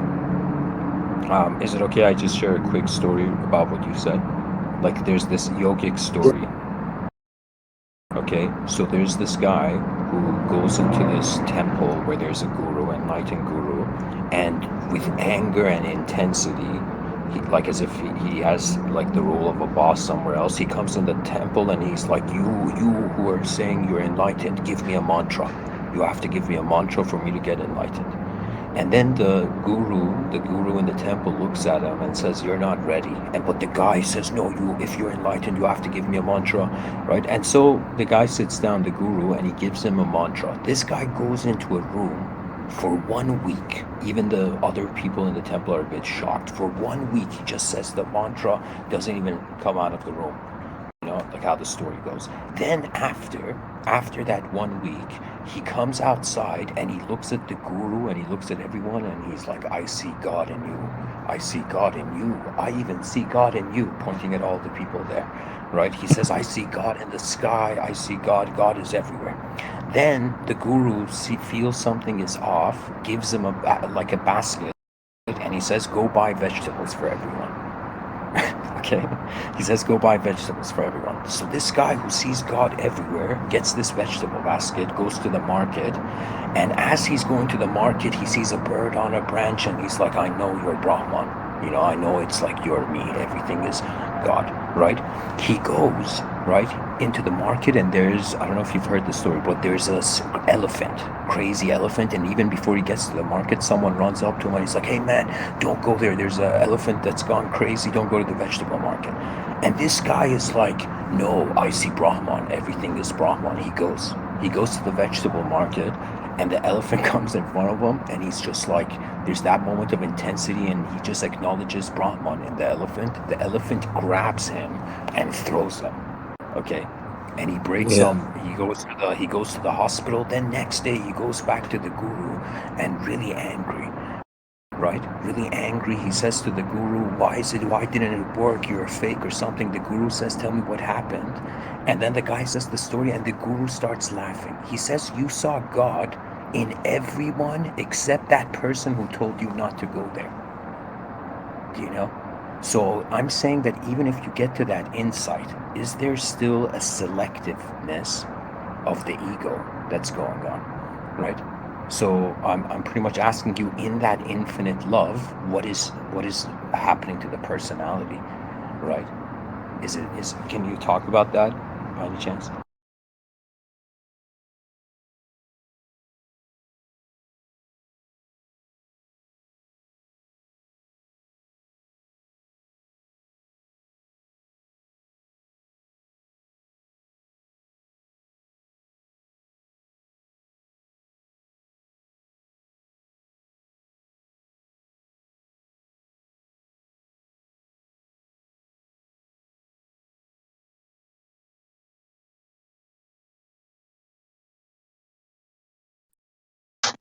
Yeah, it's because it's infinite will.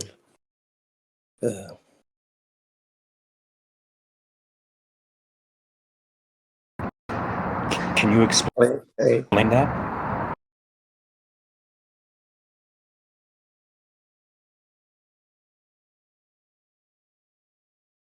Yeah, because the mind make distinction between everything,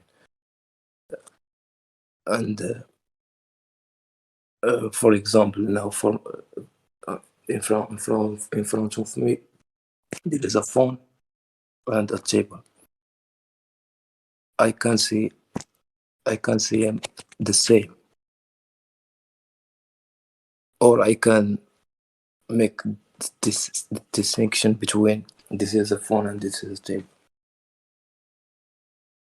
and like this everything goes.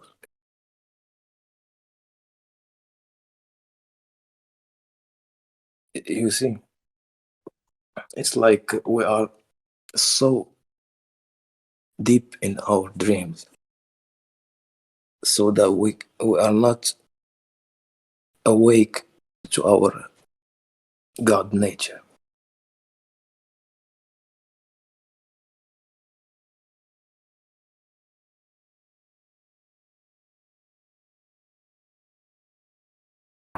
So in that God nature, does that mean the personality will remain, but we're just not it?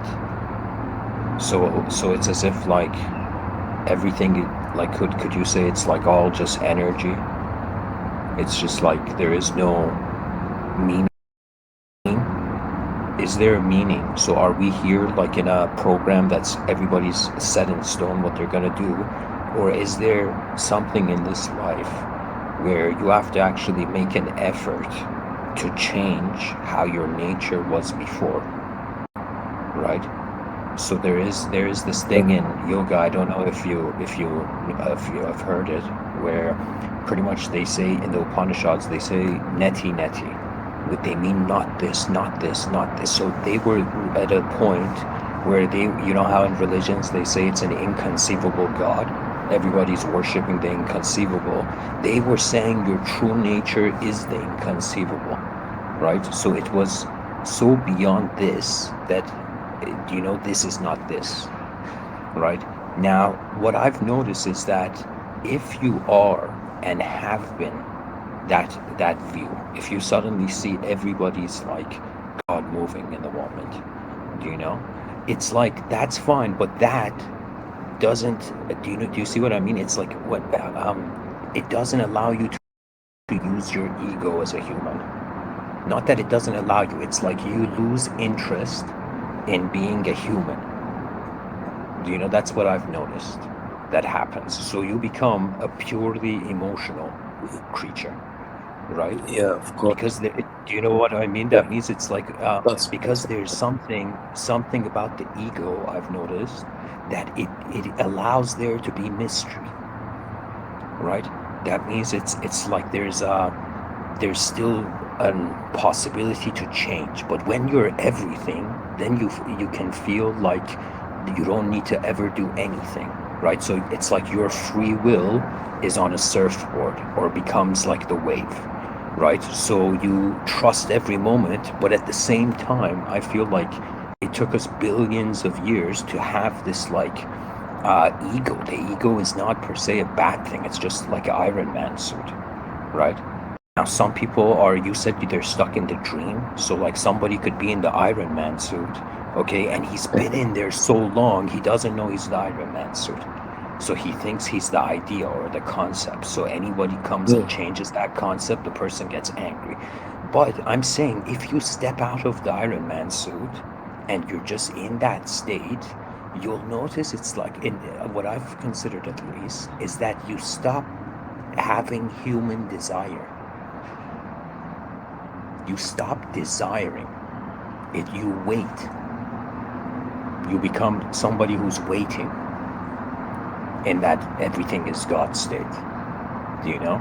So it's as if it's like I feel the tool of the free will needs to be used regardless of how deeply we realize we're everything, or everything is being everything, you know, through everything.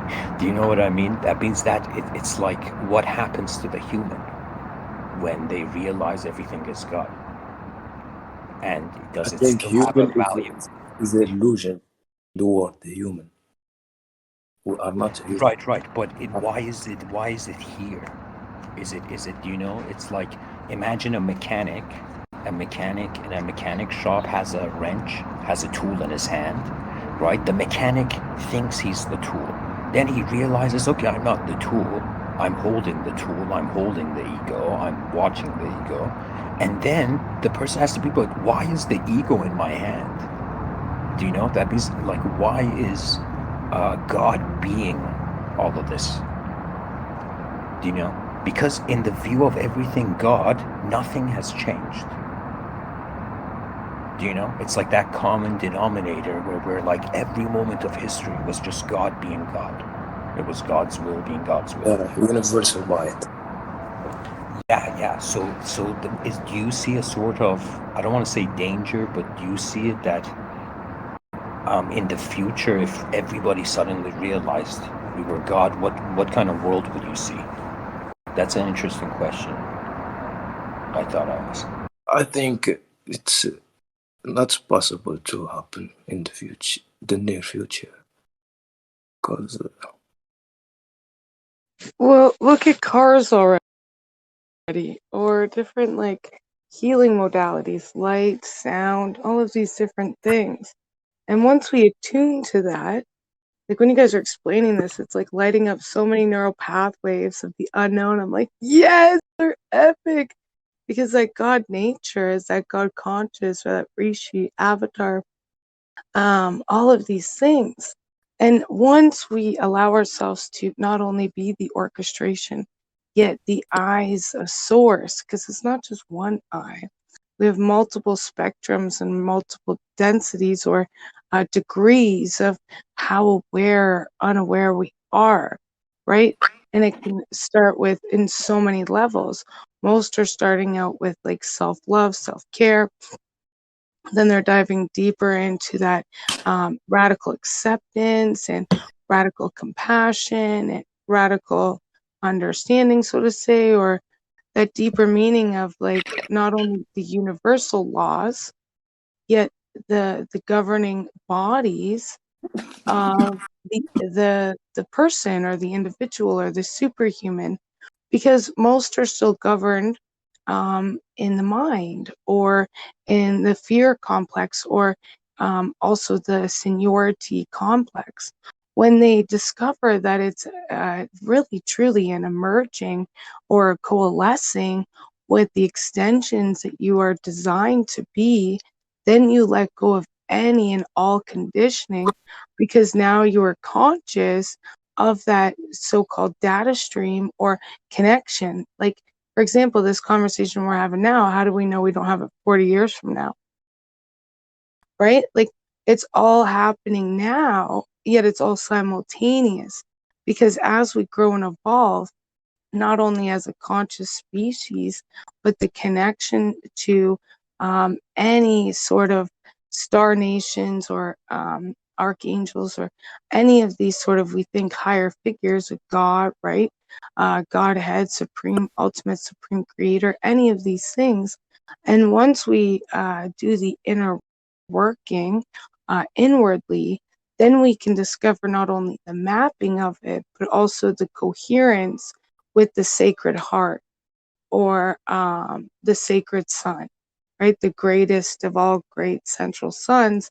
And that's not the one we stare back at in this universe. There's many multiverses that are attuned to the origin of our innate structures or our smart bodies. You know, I wanted to say, there was this idea of like, okay, if we are that collective being, let's say everything is God right now, right? So the human individual responsibility can go away, right? No. So I feel that, let me tell you why it will go away, because it doesn't matter. if you're everything. You have nothing to lose if you're not an individual. The reason a lot of us are alive is because we don't want to lose our body, right? Or we don't want to, like, there's a motivation for individualism. I'm saying that Individuality comes with responsibility. right, No? but just for a second, imagine everybody Yeah, was what happened everybody. when you say losing our body? What will happen after that? Well, there's a Nothing few can different. happen because you're I not need a to fix self this. anymore. Okay, you Let I've me are always perspective about I've always seen it as a council. Like our energy never actually dies.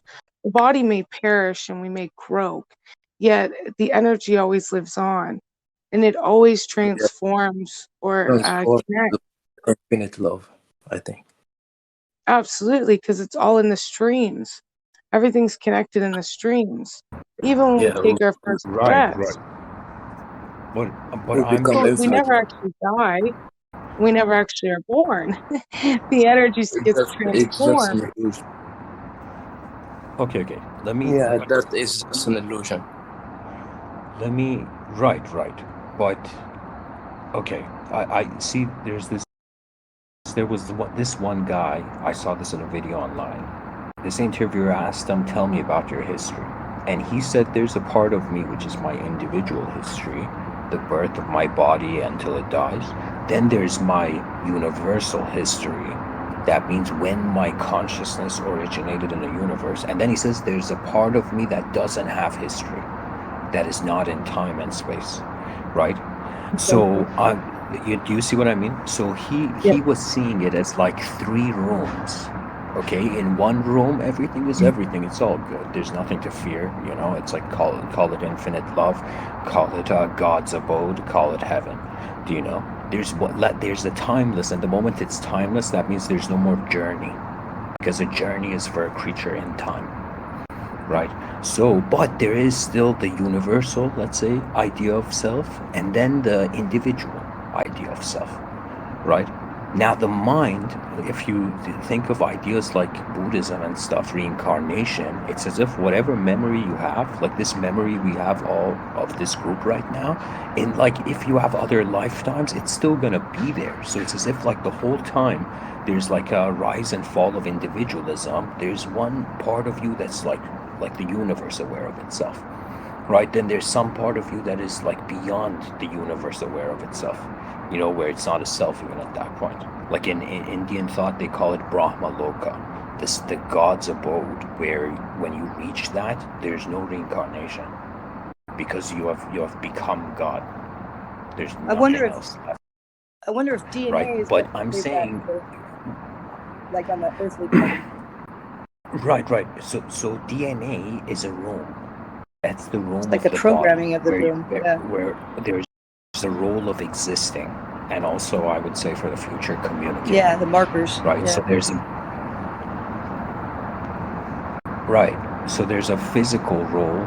There's something your body has to do, regardless of how much you feel you're a god. You still have to like eat food. You still have to drink water. Do you see what I mean?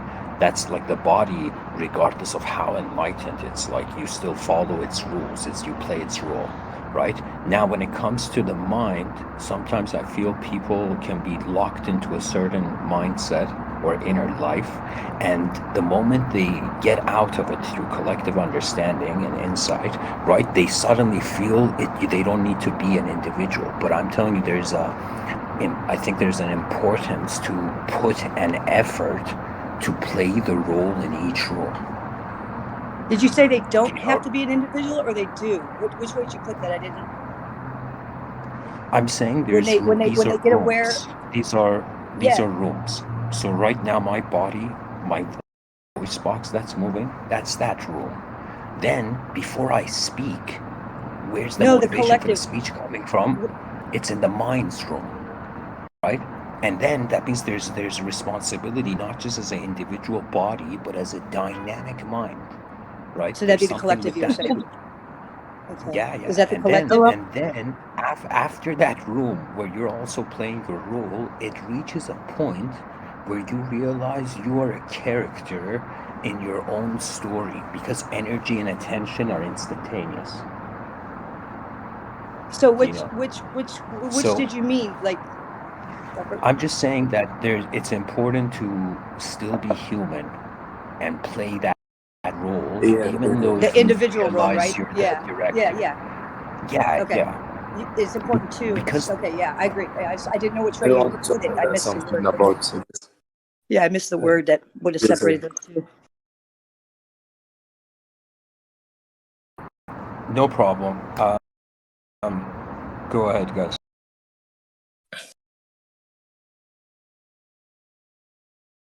Yeah, I think we are gods playing this dream of human. You know, we are gods thinking we are human, and we need to wake up. We are awake. Those are coming stages too. I think there's Yeah, levels of awakening too. It's yeah. It's there is many. something that's There, happening. I think more and more people definitely. It's the electrical yeah, charge is out there. It's spreading faster than ever, I believe. Well, there's time capsules, right? Metaphorically, we all place time capsules for ourselves Yeah, well, as we've we. definitely picked this. Yeah, Yeah, for sure. And that's the thing too, depending on what you're tuning into. You could be tuning into millions of light years ahead of us because there's so many things coming from star systems that are light years ahead of us with these telecommunications where words aren't even needed. It's just a we're just matter. receptors. Yeah, we're receivers, basically. Well, Yeah. well, that's what I've learned too, is the attunement or the atonement. And Like I what I was mean telling, by that is like, yeah, like I was telling my friend, I go, the radio, you have a radio tuner. It has all the stations that you can pull in. What you dial it to is what you're going to get. It doesn't mean those other stations and those other songs aren't playing. They still exist and are playing at the same time, but you're into that 93.5 or whatever, and you're listening to that. And then if you want to go to a different kind of music, and you want to go to old rock or something, you go and you change that dial. And basically, I look at it like a vibration. You change that right vibration to a different, and that's how I see like now, everything is happening imagine, now imagine, simultaneously like that. right, right, Yeah. right. So now imagine that, right? And the frequency is hitting off a radio tower. Now imagine this radio tower actually has the power to amplify It's a not only person. that speaker, Yeah. but those around it. So They that's call what's that happening. channeling, right? Channeling. Exactly. Yeah. Well, it's more deeper than just channeling because then you become that magnetic, angelic messenger, so to say. It's like And a that's taller just tower that can reach further, and then the other towers can tap into that taller beyond, tower. Yeah, I've been catching that visual for a little while. yeah, Yeah, beyond even comprehension because then it yeah. becomes streams of light or Well, everything's light. photosynthesis, Everything's light. right? Basically. And also love, right? Like those two different frequencies, vibrations, or energies all have its own resonance. So Exactly. depending on what Exactly. degree of Yeah. resonance you're on, it's what you're going to be open to. So even though you could be tuned to, this is how they teach me with it, is Sirius XM radio. It's always playing no matter where you're located. It's on, it's on, it's on. Now, with a radio station, because this is new energy, right? With a radio station, that's old energy because you literally get, if I'm going from Niagara Falls to Toronto, KISS 98.5, that's a Buffalo station, will not reach to Toronto. When I'm still on 98.5, it's something in that network. So, depending on the network system we're working with, and I mean with our neuropathy or Well, if the antennas walk you our down smart there, you'll bodies, get it all the way if down there, we're but the antennas won't because they're, financially not going to right, want that's what to. Right. that's the thing though. Like Sirius XM radio though, Yeah. it doesn't matter where you are in Canada, I'm still getting that, or even in the States, See, I'm still. I've come to the Oh, idea thank that you. as your vibration changes, different things come into your life because they they're there in the higher type. You're allowed to let other things vibrate into your, like if you're lower vibration, you're only going to get a few things, and then as you get, that are, like, I don't know, just, you can, like, how do I put this? When you change your vibration, maybe there's things when you get to a certain plateau, maybe step over a certain plateau of what our filters allow us to see, because it's reading vibration, we're smelling vibration, we're hearing vibration, and it's all translated by our brain and puts a picture out for us, kind of thing. So if we get a higher vibration, like I can see multiple universes existing parallel, because what if my vibration gets to a point where now, all these other things will start becoming bestowed upon me because I've gone to another vibration where they'll exist in my world now. You kind of slide to another spot where it's the same thing happening all at the same time, but now you're over here where this is going to happen to you instead of this, because that's where you kind of guided your little vibrating body over, what I mean? Control vibration, I guess. They say there's a million ways to get to the same ending, that if it's already written, and free choice is basically, you're going to get to that spot. It depends. Your path is your choice. How hard are you going to make it on yourself, basically, or how much you're going to enjoy yourself, kind of thing, to get to that spot. It's all vibration.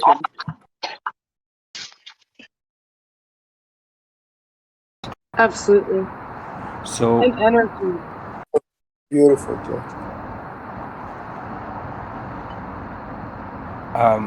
Red Pill, I wanted to say you still have the microphone, and you can share more. And I just had this question just pop into mind, that is that infinite love aware of itself? Is there, what happens to awareness at that point? So I think that's how he. I'm thinking how is intelligent? How is infinite love intelligent? Like how would that be like? If you become infinitely conscious, you become God. Absolutely. I think his experience is through us. I think he experiences love through us, through our experiences, and through us Yeah, I did. feel it, type of thing. Okay, I'm gonna challenge you. I did this time. I see. You're so cute. So I'm gonna challenge you. Go look at yourself in the mirror, right? And take a moment and commune with yourself. And then cover your right eye, or whatever your dominant hand is, with that particular eye, and have a conversation with that larger part of you. And then do it with the other eye, and then come back to yourself and have another conversation. I have. Yeah. It's It is different the parts most, of your brain. Yeah, different parts of your brain. it's the most deepest parts of you ever. And you will not only uncover I got so many the answers that wholeness. way. Yeah, it's big Yeah. time trippy. I'm gonna sign off though, but I'm gonna leave that challenge because I'm probably gonna do it myself again, because there's so many things that we go through Yeah. daily and It's every so moment random. Yeah, that we. yeah. Yeah. I love you all infinitely. Talk to you It's later. almost scary. It's so Thank rad. Yeah. you for joining. Yeah. Talk to you soon.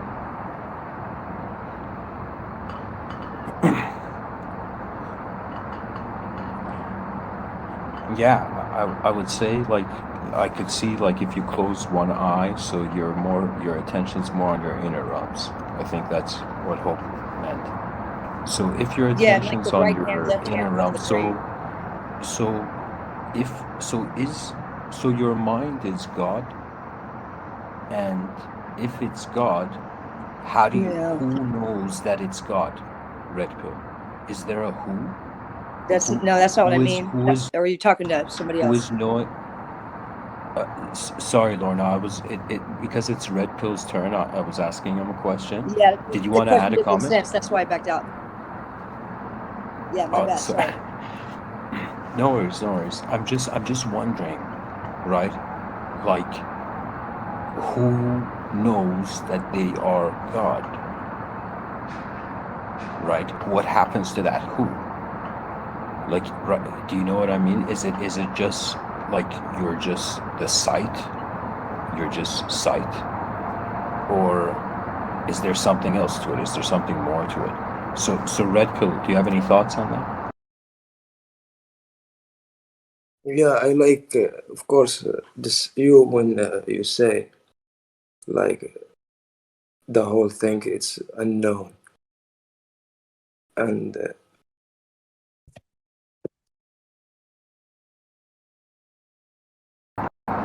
Right.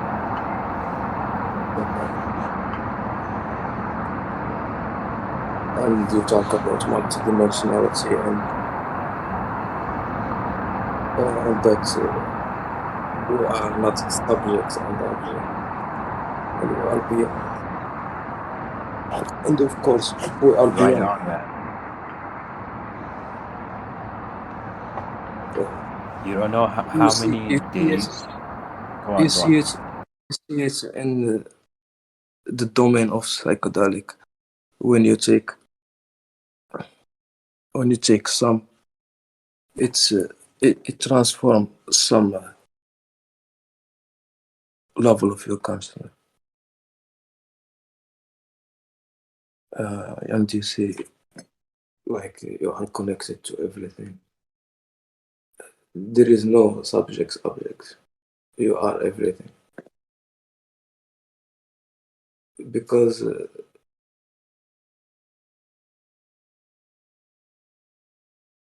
the mind starts to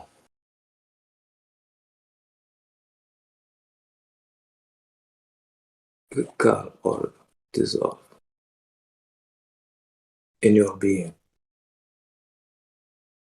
in your consciousness.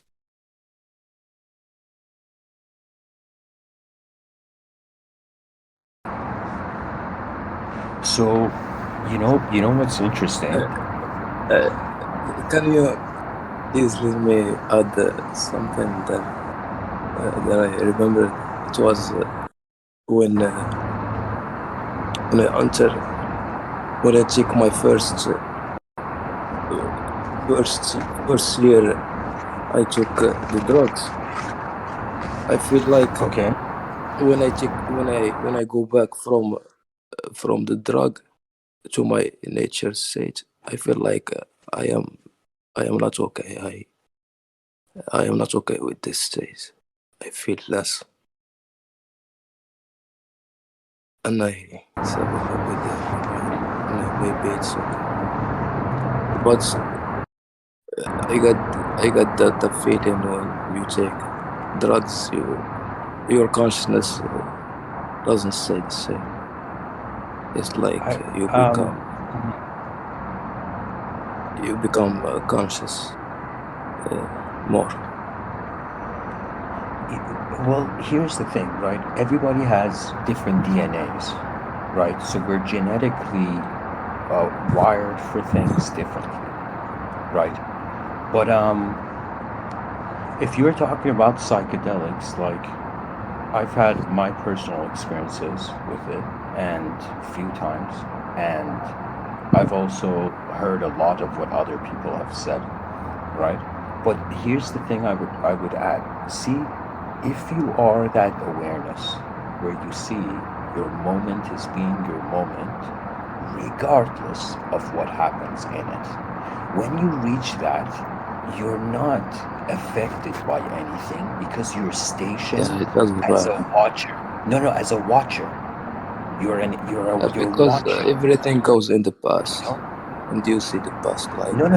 something past. It's you. No. I'm saying you reach a point where it's like you're nothing, watching subjects and objects just happen. Do you see when you are that in that watching, right, or witnessing, they say, right? Then you are not. Nothing is happening to you. Do you see what I mean? It's like the whole personality component goes away. But what You're do you just mean watching. by you? Because if we understand the context, this you is Okay. It's a multi. So think of it this way. yeah. When I say you, there's a body physical part to you. Then there's that attention that is looking out through your eyes right now and moving you. Okay? There's that you where we as people say mind, right? The mental you or the ego persona, whatever you like to call it, right? Then beyond those two, there is something that's aware literally before you speak, it's seeing what it can say. Do you see what I mean? So it's watching before deciding, right? It's like before it's the reading. subject. Yeah, I'm just saying it's attention. It's the presence of attention. And it's like our attention is a spotlight. Imagine on a stage, and whatever comes in it, we think we are that, or we think it relates to us, right? But I'm saying that inner watcher is nothing. It's not a thing. It's watching. It's like nothing is watching everything. Do you know? So when you realize that nothing is nothing, and there's no other word. Like I can't even say a word. That witness is the only thing in the room. That attention just being, right? that's like, then you're not an object and subject. You're just here. And all this stuff is coming and going. Every day you're waking up, and it's like it animates the world, right? And our decisions echo.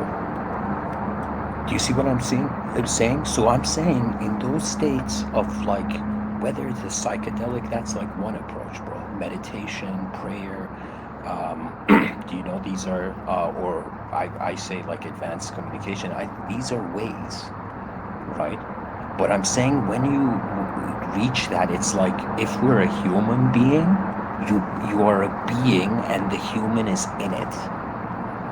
If that makes sense, right? So I'm saying that it's not that something happens to you. The real you, notices what it thought it was. You were saying illusion. Do you see? So there's a saying they say like when you're watching the illusion, you're not in the illusion, and then if you think you're enlightened, you are the illusion. If you notice the illusion, you're enlightened. I don't know if you've heard this quote. It's from Papa G. Right? Can I ask a question for him? I have a question for him if you guys are done. Yeah, go When he for was it. talking about, Illusion, was he talking about, are you talking about psychedelic experiences or one, or was it good, bad? You were pretty choppy on my end, so I couldn't get what you were saying about it. Pretty much what happens in that state, and I was saying that it's a watcher. When you realize your attention, Right, no. then what's in the attention doesn't bother you. I agree with you. I don't know how to say his name. Fill yourself. I don't know how to read his name. The only other one without his mic off. But were you talking? Yeah, when you were there sharing is about, duality. Can you? is it bad experience or what are you saying? I didn't get it. Sorry, Lorna, can you ask that again? When he was explaining his psychedelic experiences, it kind of sounded like it was a bummer one or several, or a certain conclusion or something. I wanted to hear his point because I wanted to talk to him about it if I could get what he was saying. It was just cutting out pretty good on my end, his words on my phone.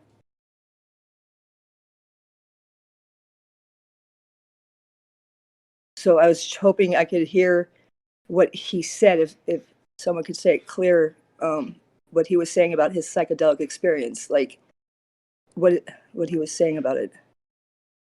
Oh, he turned off. Yeah, that guy that turned off right now. Oh no, he's on there still. So Red Pill, Lorna was asking you what was your experience with the psychedelics in regards to this? Like the conclusion of it all. I didn't get that part. Yeah, the conclusion or the context in which we discuss this. What I mean is that when we take psychedelics, it transforms our consciousness It's like we go from level 1 to level 2 to level 3 to infinite level of consciousness, depend on how we want to dive in it. That's what I want to make you guys to feel or to understand. And for me, Yeah, I'm with I you. I don't. thought you were saying it was, yeah, because I was saying if you give it intention, if you give it intent before you take the psychedelic, and Yeah, yeah, you I read was gonna about. say, yeah, and make sure that you're working on whatever it shows you. Yeah, then it won't pile up. Yeah, that's usually why people get bad experiences. I was just making sure you weren't having them bad ones, because those are usually the big red flags of what will cause them. You know, not giving it intention and not using it to party instead of go deep. You know, talk to see the other side of the realms and talk. Yeah, I over I always say, understand. yeah, okay, cool. We're good then. I just wanted to make sure it wasn't that, because it could be wonderful if you just, yeah, it's cool. Yeah, Just, depend on how we want to use it. yeah, For the domain of spirituality, right. can show you a lot of your nature. You got to respect it. Absolutely. It'll give you wonderful things. It's connected to the earth, for God's sakes. You know, it's the networking programs of the forests and such. So it's got something in there, something magical. It boosts. It's like I heard someone say that if you're gonna take 5 years of meditation, the result that you're gonna get, it's more faster than if you take psychedelics. It's like you're gonna get all this 5 years in 1 year Yeah, you get with right this there. intention. It's almost like a shortcut. I don't think so. I don't think so at all. It might be that you think so, but I think the fact of the matter is not.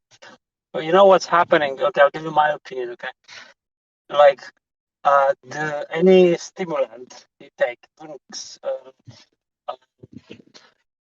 not only strong ones, but even like coffee. Coffee is a stimulant, Right. or the strong ones, right? Doesn't matter. Uh, the effect of the stimulant is going to be proportional to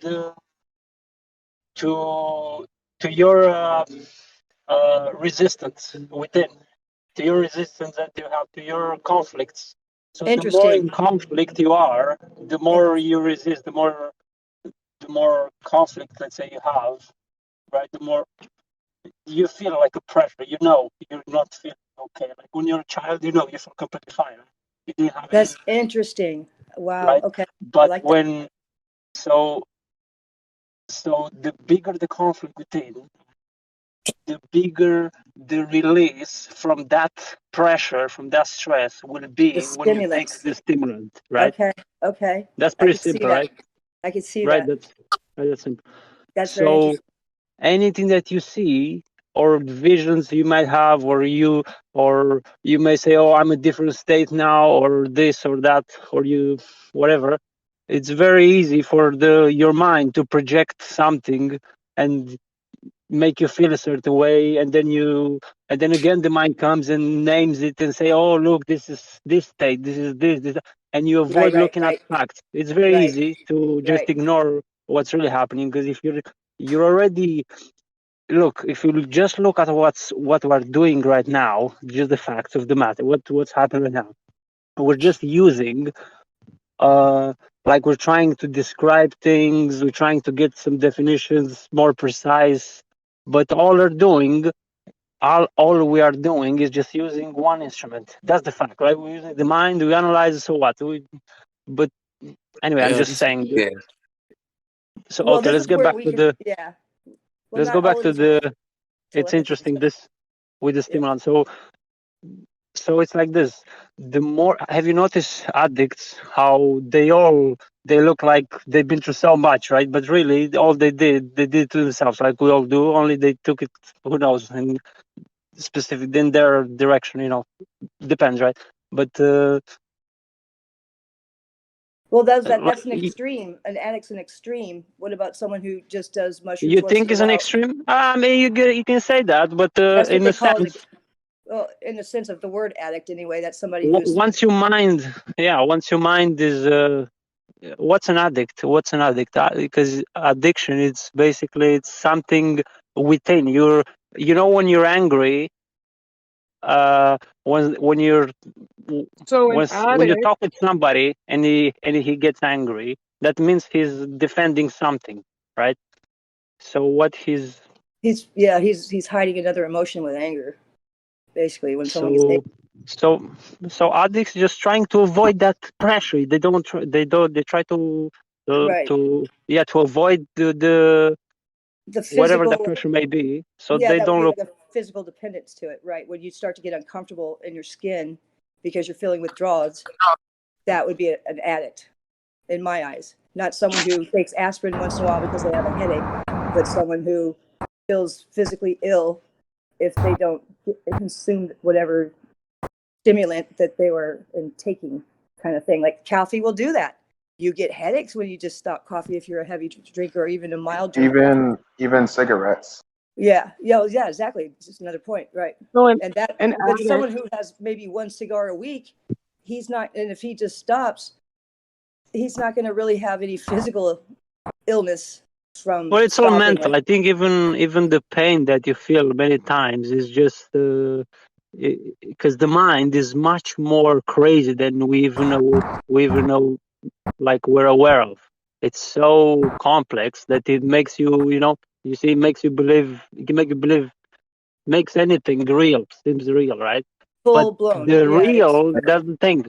But you should use this body, this instrument. So you should be very serious on how you use it. That's the problem. The problem is when you take any stimulant, anything, right? well, It you have to become will aware. just You have to become confuse. aware It that will you're just. doing damage. Huh? You have to become aware that you're even doing damage to it for certain things. Some people think McDonald's chicken sandwich is healthy. Well, You you know what have I to mean? see. You have to ask yourself There's levels of that. why are you doing this, and observe till the root what's going on. But Exactly. first of Because all, you have to understand the. I mean, you have to just. Oh, I get you, but what you don't know, you don't know. And until someone points it out and then you become aware and look that way. I mean, like I would love to leap start and do this. I mean, I'm just barely learning that you have to eat certain foods, like whole life food. I mean, literally. I mean, and then there's, you know, you don't know where to look to ask those questions sometimes when your somebody life doesn't, you know. shared this quote earlier. It was a quote like, "Your triggers are your teachers." So what Exactly. triggers you Those are is what you learn your from. character defects to look at. Absolutely. Absolutely. Um, but that's for defects. I'm talking about just advancing yourself without having to hit a wall first or have some terrible thing happen in your life to make you look that way. That's why I like these conversations, because people will say things that will turn on a switch in a room that I didn't know there was a room over there. And I'm like, oh, and then later I'll ponder into that room and check it out and come up with Yeah, yeah. other rooms. I love it. I love conversation. So when, these kind of things with just using words and talking to us, it might only be a 3-dimensional thing, but it's going to open up other to, you know what I mean? It's going to open up so we can get to a telepathic thing one day, type of thing, or the kin below us. You know what I mean? We're rising the roof, I think. The so roof. can I ask you the addict or any of that stuff? So an addict is someone with a diseased mind of perception. And what happens is it has an obsession of the mind and an allergy of the body or the bank account, depending on what degree of addiction it is, or even a label with mental health or illness, or someone with cancer is somebody who switched off that system to be able to connect to it. So usually if someone has cancer or an illness or a disease, it's because the body no longer can function at that same capacity that it was born with at that time. If it had the integrity of the body organs or not, it still has that ability to be able to heal. And then when the seeds of the cells become malignant or non-existent, then what happens? The body grows in more virus or heavy metals, or we bring those in the body, which then creates the electricity is like fried on the cell, right? But with an addict or anybody in that framework, or any illness or disease or any of these complexes or the complexicities of humanity, what happens is then when you move past the disease mind or the corporeal self, then you're able to see that no matter where someone's at on their journey, that they are that light of God or the light of the universe. Nice. I wanted to add to that. Can you guys hear me? If you really see, as you say, then that means it's translated into action. But one is to what's in actuality, and another thing is, okay, I'm just saying. Okay, go on. I just wanted to say that, like, there's this thing called the disease body. So, like, in your mind, in your psyche, you can create the conditions for a disease to happen. But when that happens, it's you are choosing to teach yourself a specific lesson, whether that be through cancer, smoking, addiction, whatever. So you can create these conditions for disease in your psyche, but you can also teach yourself through that, because what you destroy gives you the opportunity to rebuild. So if you give yourself cancer, or if you decide in your lifetime, hey, I'm gonna die of cancer, you could come here, maybe, to incarnate here, I'm suggesting, and say, hey, I want to experience what it's like to live with cancer for a lifetime and to die of cancer, so that in your next life, or in this life, you can teach yourself that experience, what it's like to have that kind of destructive, but it's the conditions for it is created within the mind itself. The conditions that lead up to addiction, cancer, smoking, it's all created within the mind. It's chosen by each of us, basically as a lesson. So we can decide in any moment in time that, okay, I've had enough with this lesson. It's becoming a little too destructive. Let me go ahead and start rebuilding what's been destroyed. So yeah, but destruction is good because it allows us to rebuild. It allows us to bounce back, to come back stronger. And yeah. So with destruction, I found it's old energy, because when we're destroying things, we're not actually taking time to do the groundwork. Because when you connect to your foundation of inner peace or serenity or tranquility, then what happens is there is no more destruction. It becomes more of like a liberation, because even though those old paradigms or old octaves, stories, right? Everything serves for the highest and greatest good. So we can destroy. I was destroying for a long time, but then I realized there's no point to destroy when it was already evolving anyways. So then it just became another synaptics to the body. Right. But I feel like it's chosen by each of us what we decide we let into our lives, and how it impacts us. Like, we can create the conditions for a healthy body. We can create the conditions for somebody with an unhealthy body, and it's all a lesson that each of us choose. And it's not that it's wrong, but it's what each individual needs for themselves to learn, to whatever their life experience they need to learn, and whatever degree. You can become stagnant in something, and your subconscious will create a disease to alert you, like, hey, you're becoming stagnant, like you're not doing much, like you need to, like, we're going to create this disease in your body to push you forward and to move along, even though, like, of course, everything, all is one and everything like that, but it's chosen by each of us, these experience, the positive and the negative, through the conditions that we create ourselves using our mind, like our minds. So yeah, all of these experiences is building us up or tearing us down to build something new.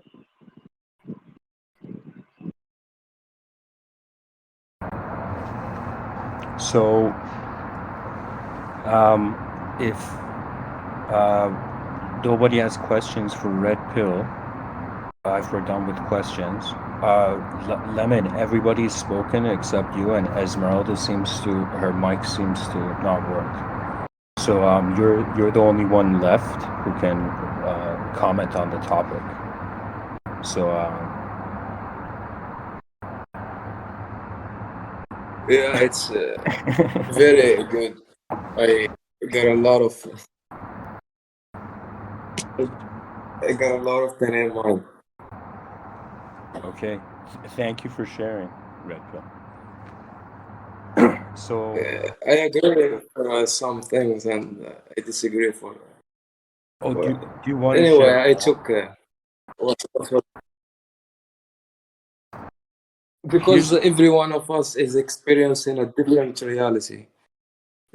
Like you have been saying in your lecture, we are 8 billions, and you are one of 8 billions that you are sharing your thoughts and perception about this event. You see, it's like we can just take any one of us his saying and believe in it. We have to deconstruct and go deep. Right. I think you're referring to how like in the talks I've said something that's like in front of our eyes, like a multiplayer online game. Okay? In front of our eyes, we're on one physical map. One world, one physical world, we're all being part of it. Behind our eyes, everybody has their own view, which I call everybody has an inner realm. Right? Now philosophy can get deep and say everybody's inner realm is connected, and then that's a collective being, which would, fit the God hypothesis. But I'm saying, like, do you see what I'm saying? That it's like everybody has different inner realms, but the yogis, they said something that there's 3 states in life: conscious waking state, dream state, and then deep sleep. And they said there's a 4th state though, and that 4th state is aware of all of them, right? So it's like the greater state than this conscious logging into physical reality, living, playing your physical character, honoring the evolution of the collective story, the ethos of the time. That's one thing, right? But they're saying that it's like the person, or I shouldn't say person, the presence that is playing this video game of life, right? There is something about that surpasses the video game, right? So that means if you were someone like a truth seeker or spiritual seeker, midway in your journey, right, you're realizing it's way more than all of this, right? So that's when you start having a relationship with the unknown. Do you see what I mean? That's the surrender in religions, where they were like surrender your ego, because all our knowledge is kept by the ego. Do you see what I mean? And the ego is grounded in duality. That means if you look at people's ego, people's personalities, it's all functioning in a duality, right? Those people who are saying they're spiritual, it's multidimensional. It's more than just duality. There's more than good and bad if there's more dimensions. Do you know? Do you see what I'm saying? So it's like there is there is a suggestion that if you realize you are the person or the truth that's playing this video game, and you're not identified with the character in the video game, that's like a state that surpasses all these states which are changed. Yeah, right? So it's kind of weird. In the context of the virtual reality, like you have because there's everything that is happening inside the dream is inside the mind of the right. There is one more thing where a lot of people, they get to multidimensionality, they don't go beyond it. You know why? Because it doesn't make sense, it's unknown, and it doesn't relate to the human story. Well, most people in exploration or self-inquiry, they're wanting to find something. Do you know? So if you look at it, everything is like known. The only thing we haven't considered that truth is the unknown. Not that it's just unknown, we don't know it. It is the unknown.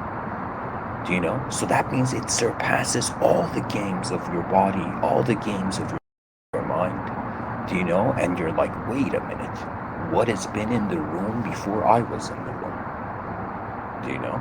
And that's where that relationship with the unknown happens.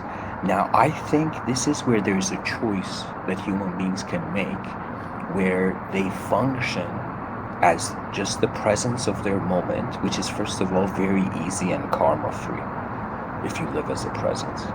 Strangely karma free. Like, but I'm saying like it's like either oh man, I was going somewhere with this, the thought just leaped away.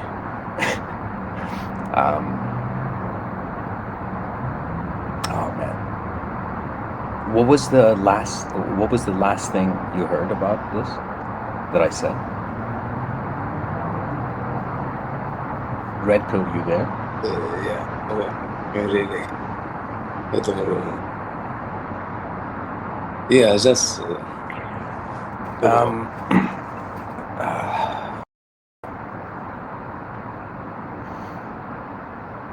There was something I wanted to get to. The last thing you said, I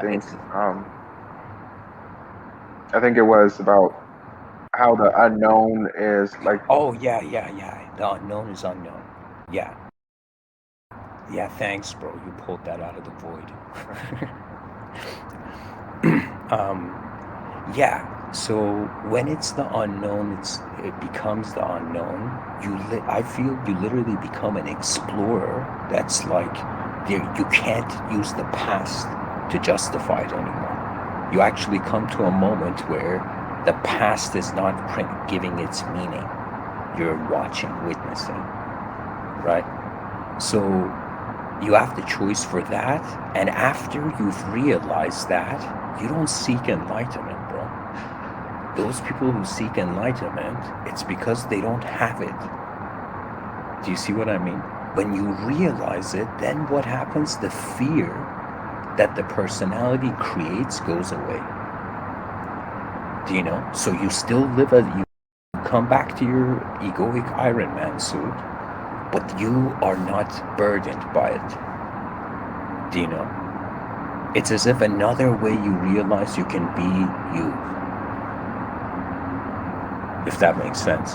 If you can visualize what I'm saying.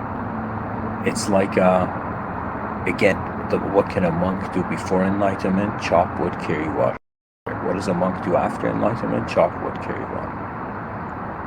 So what was the cause of the illusion becomes actually the truth, and then the illusion is also the truth. Yeah, it's like nothing changed, but perception of you after experience, it changed completely. Yeah. Would you say that's a definition of a collective being?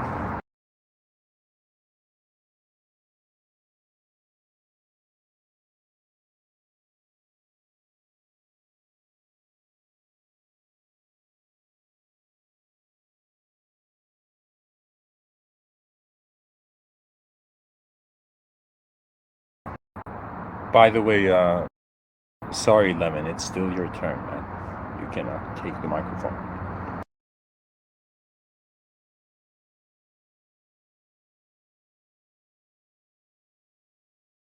Yeah, it's a very intense experience of the psychedelic. If you are not sure about what you are taking. For me, I feel like I don't take a lot of grams. It's like MO, DMT, and LSD.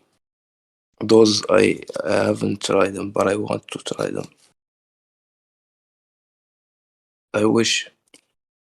But what I tried is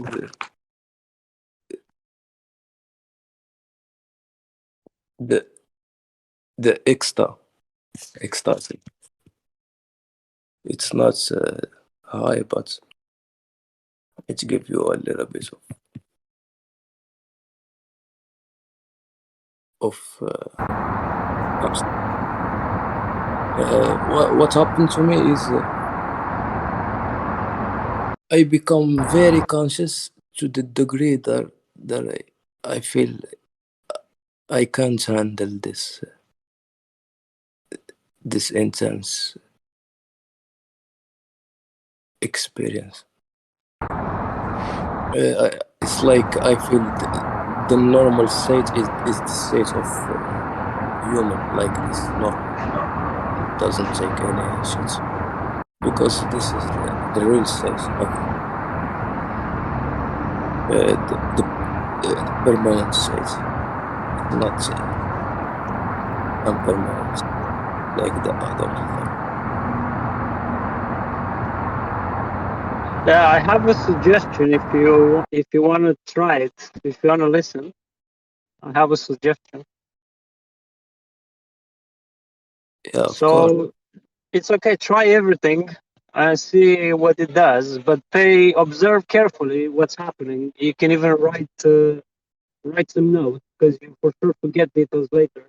So anything you observe, it's good if you just have a notebook and note it. Then maybe you can share with us. That'll be interesting, and we can have more interesting discussions, right? With some real things that you observe, that'll be interesting. But also, it's very so. Once you're really ready to go to higher, to next level, right? You should quit all the stimulants. For even if you don't want, let's say, you want to continue, just try. Quit. Just say, decide when you want to do. Let's say next month, right? And quit just for a month, right? Everything. Right? You just drink water. Don't drink anything but water, right? Not coffee or drinks or like energy drinks or soft drinks. This which has sugar. Right? Just drink water and just eat food, not too heavy. Just normal food and water. And but one thing you should do every day is sit in silence and eyes closed and just pay attention to how your body is breathing, right? And you'll see something completely different. And you'll see it's totally different experience. It's much deeper, right? It doesn't compare with any trial, I tell you. Because I tried. No one that you said, right? But there's nothing. You'll see the difference is just you're already like the body that you have is already capable of going much deeper, right? And it's simple, but you don't want to do it maybe because it takes a little bit. Sometimes you have to do it consistently every day. I mean, you do that also, but I think you have a little bit some misunderstandings here and there. I want to talk some more, but okay. Please call it. Yeah. I agree with you, man. I wanted to say, it's like psychedelics is like you're trying to change something in the system of your body, right? To perceive something. And for example, if you put in the context of shrooms, you're actually eating a fungus, right? So you eat this fungus and then your body reacts to it and it changes. Or let's say it activates that part of the brain where they say like you see things more vivid, like colors become like next level beautiful to you or something, right? So I'm saying like one attitude you can have is, first of all, why do you need it? Like, what are you lacking? And at the same time, if it's a chemical change, every day you wake up, the chemistry, the body is changing, right? And if you, let's say a psychedelic is like an accelerated version of that. So I'm saying it doesn't matter where you are or in what way your body is. Believe it or not, it doesn't matter if you sit down in a yogic position or if you're standing at a subway or a bus stop, right? It doesn't matter. It's like, do you see what I'm saying? So it's like every moment there's change happening. It's just that when people take psychedelics, they don't believe there's something else, so they're looking for something else. They call them experience hunters.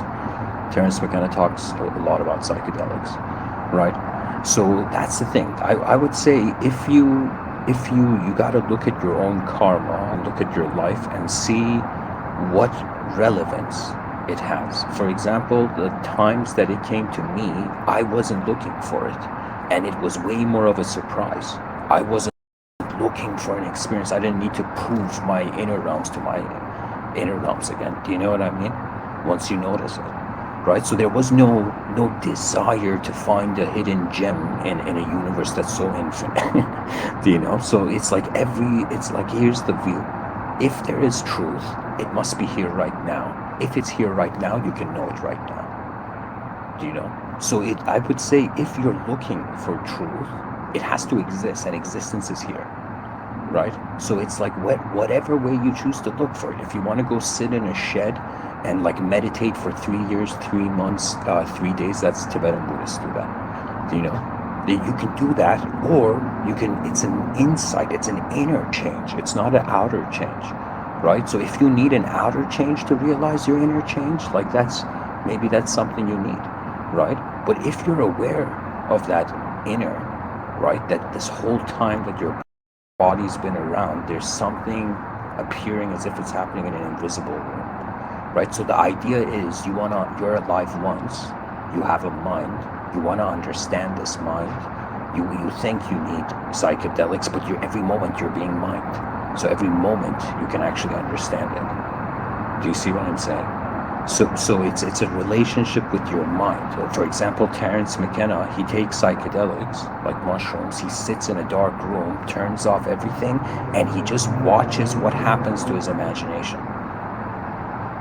See, like that person has that kind of relationship. The natives had a different relationship, more like a synchronicity of nature, right? So because it's a natural thing, I would say don't go looking for it, right? Because like the marketing was good, let it naturally come, right? If it comes, right? Because you can create a desire, expectation, and guess what? You'll just find your expectation in that state. Do you know? So it's as if it's like leaving it more as a surprise. I think has a value. At the same time, because your intelligence at every moment, you can just sit and watch your mind. And when you see that event, you're freed, not from the event happening. The content of the mind still comes and goes. But now, you know that it comes and goes. Where before, if you were in a bad mood, you thought, oh man, why does the world suck? Do you know? Do you know? So it's like that attachment to how thoughts are coming and going is released. Now, if you need psychedelics to do that, sure. Do you know? If you needed to get it across, like somehow let's say you're an angry person, you take psychedelics, so you remember a moment in your childhood where it all began, like your misery or your anger, right? So like that's helpful. But do you know what I mean? I'm saying let nature bring it to you. Don't look for it.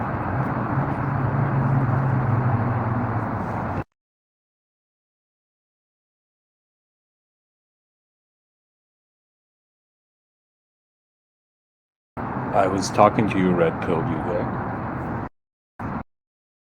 Yeah, that's great.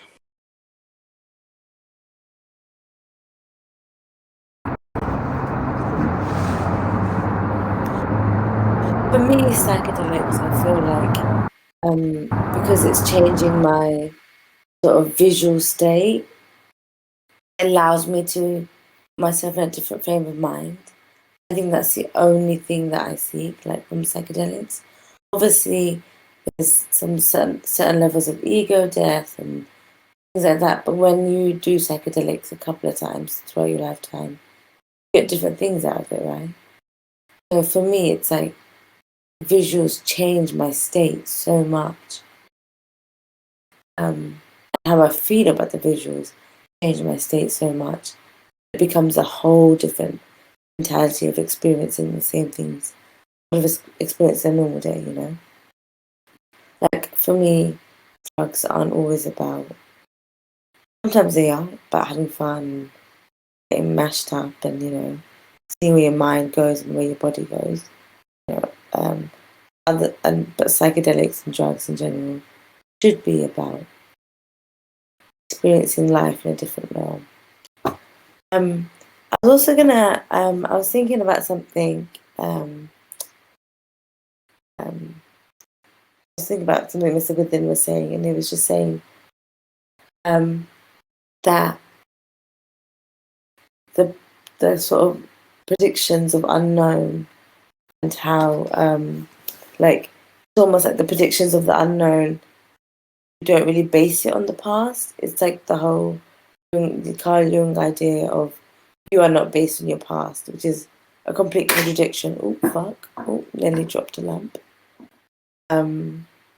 It's a complete contradiction to what Freud thinks of how like you're built up from your traumas, but really your past has no real say in your moment and your ego and what you do. And so your predictions and your unknowns, and like you have each unknown is a complete new experience because of infinite possibilities. I don't know, yeah.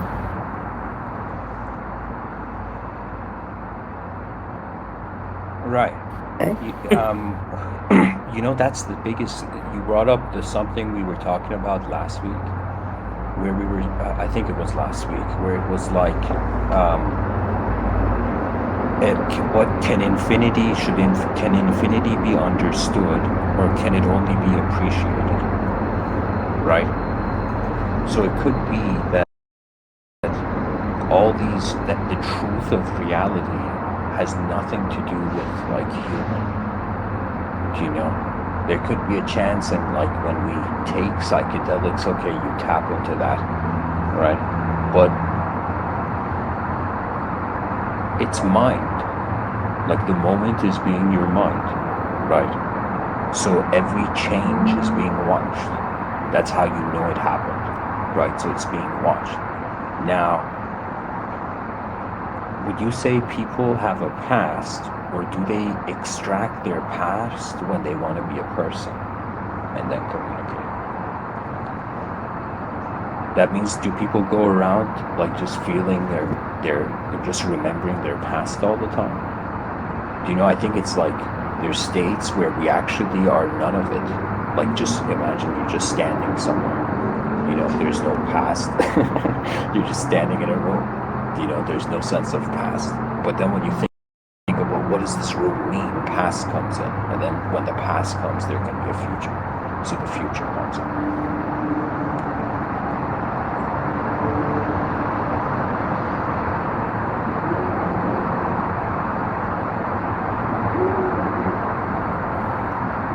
Missed a little bit of that because it was the signal was a bit off.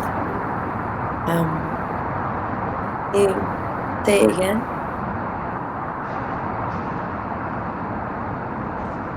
I'm saying it's like realizing by simply being somewhere, you're not your past, you're just in a room, okay? Then, when you wonder, why am I in this room? You have your past, you have a story.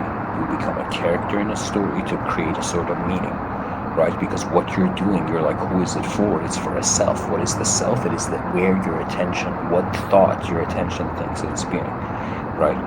Now, when the yogis said there's a state where you can watch these thoughts rather than be them, right? And imagine you're someone stuck in a thought, and when you take psychedelics, you are like forced to kind of eject out of your regular plane of existence, and whatever it is, you notice something wrong, right?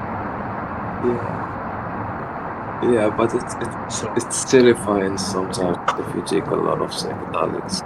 You become so identified with I'm just saying it's the mystery is more than an object and a subject. Psychedelics is an objective solution. Meditation is like, let's say, a subjective solution. You know, you're trying to not have a thought, right? So that's what I'm saying, because it's, I don't know, maybe some people are meant to desire it at the same time.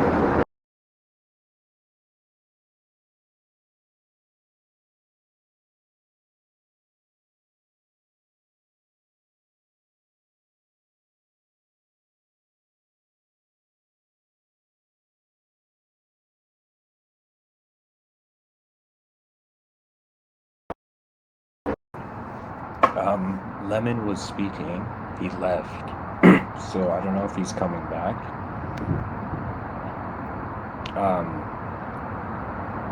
But I guess everybody's spoken, so it could be open floor. We can talk about anything. Unless you guys have comments on the topic. You know, pretty much my whole question with all those 3 levels of the questions of the topic was pretty much, could this whole thing be a collective being remembering itself? You know, Swami Krishnananda says religion is God remembering himself, as if every religious person, like suddenly with like, let's say, an experience of the creator, they realize they're nothing. It's the creator here. Who am I? Do you know? So it's like immediately the ego is dismissed. Right? But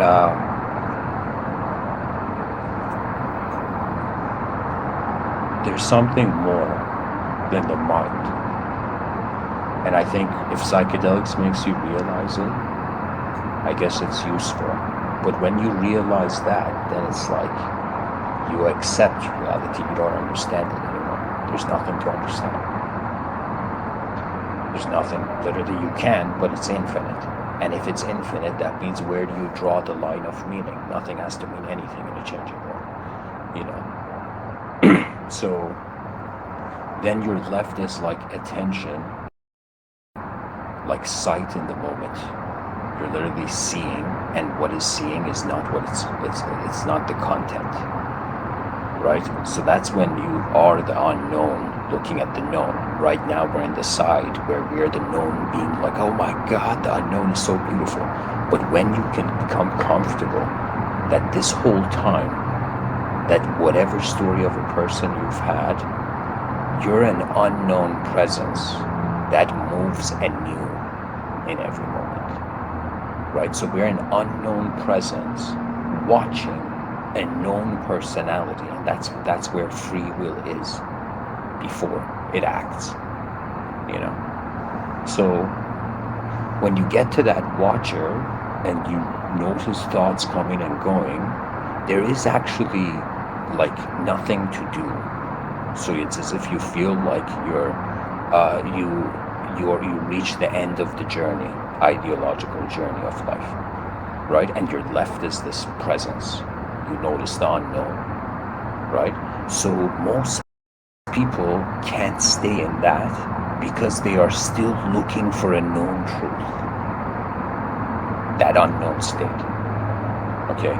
Because they're looking for a known truth, if they're trying to find something, they miss the unknown.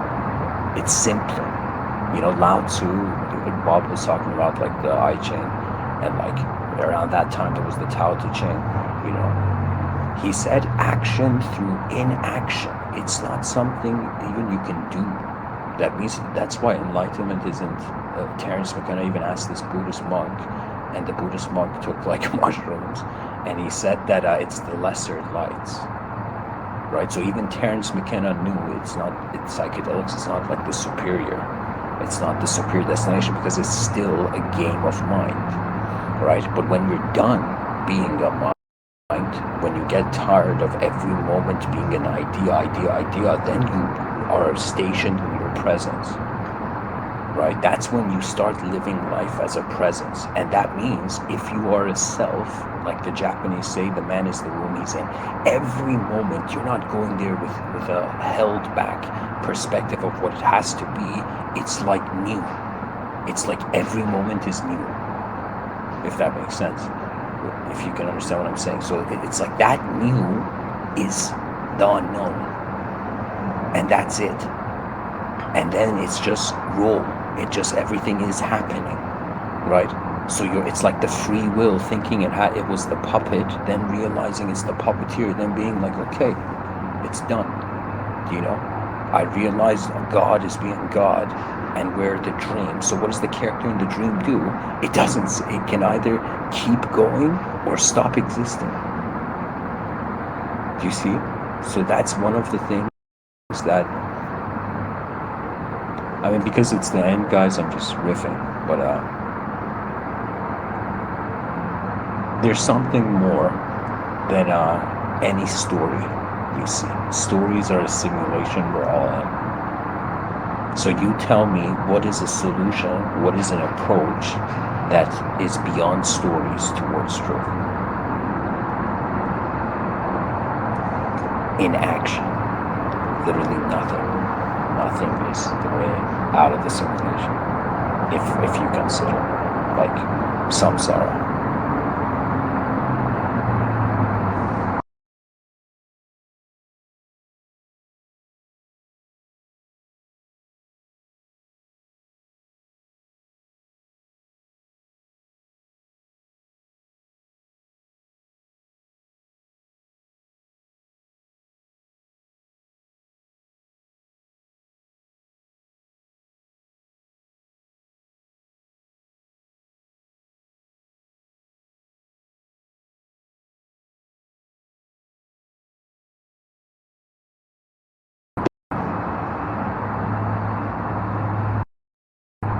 Everything okay, guys? Yeah, man. All good.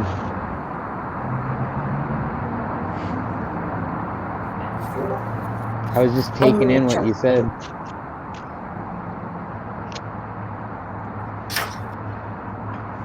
Yeah, man, it just, my attention just went towards just what's the finale.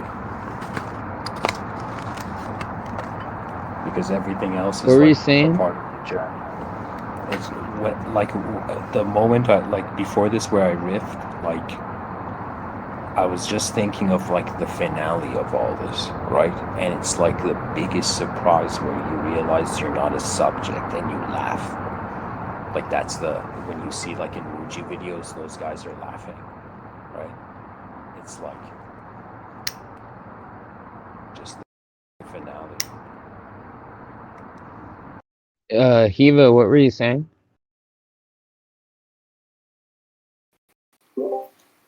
I was actually gonna sign off because I've got class in the morning and it's 3:30. So I should Alrighty. probably. I've got Peace. night, guys. Have a lovely, lovely Okay, day tomorrow. thank you for joining. Take care. Guys, bye.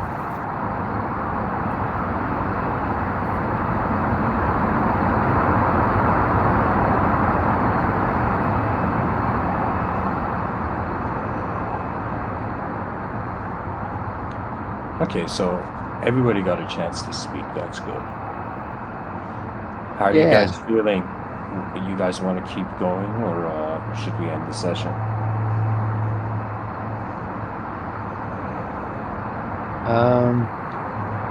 I don't know.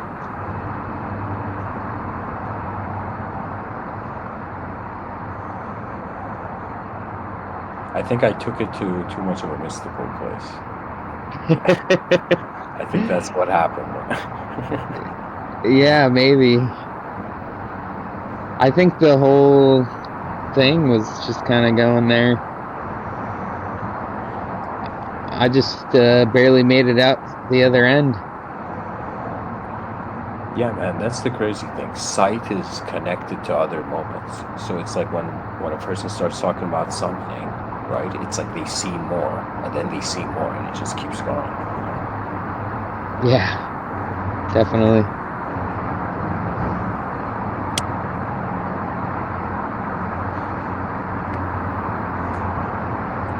But honestly, this question of a collective being, like, there's going to be so many people after us who will ask this question.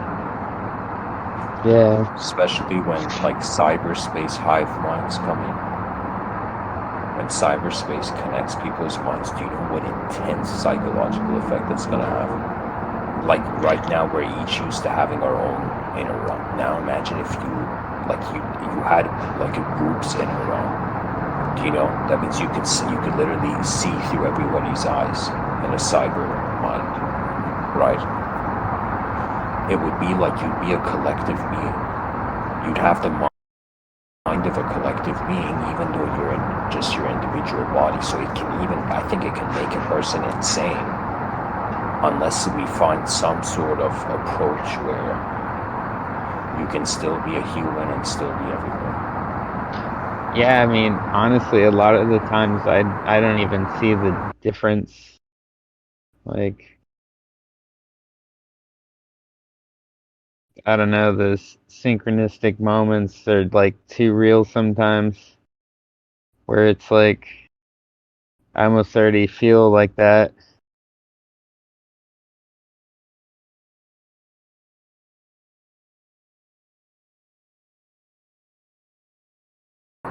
Do you oh, sorry.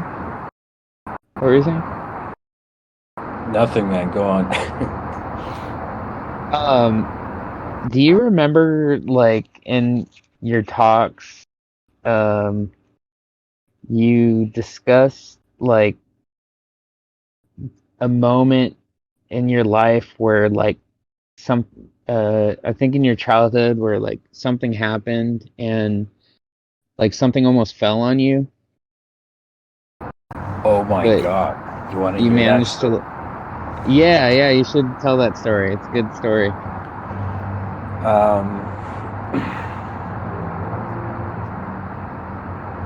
Okay. So, and if you guys, because it's like open discussion, anybody can jump in if you have something to say. But Bob, are you? So okay. So when I was very young, I have a twin brother, and evidently there was this lamp that had this wire, and the lamp was on top of this shelf, and there was a wire that was in a strange way, if you could visualize it, between the wall and between the shelf. Can you imagine like a long rectangular shelf, and then there's a lamp on top of it, but the wire is from the back of the shelf that's connected to the what do you call it? That's connected to the wall. You see what I'm? Sorry, that's not connected. There's that like that little space between the back of the shelf and the wall. So there was a wire of a lamp there, and so evidently my twin brother had pulled that just unknowingly. We were very young, right?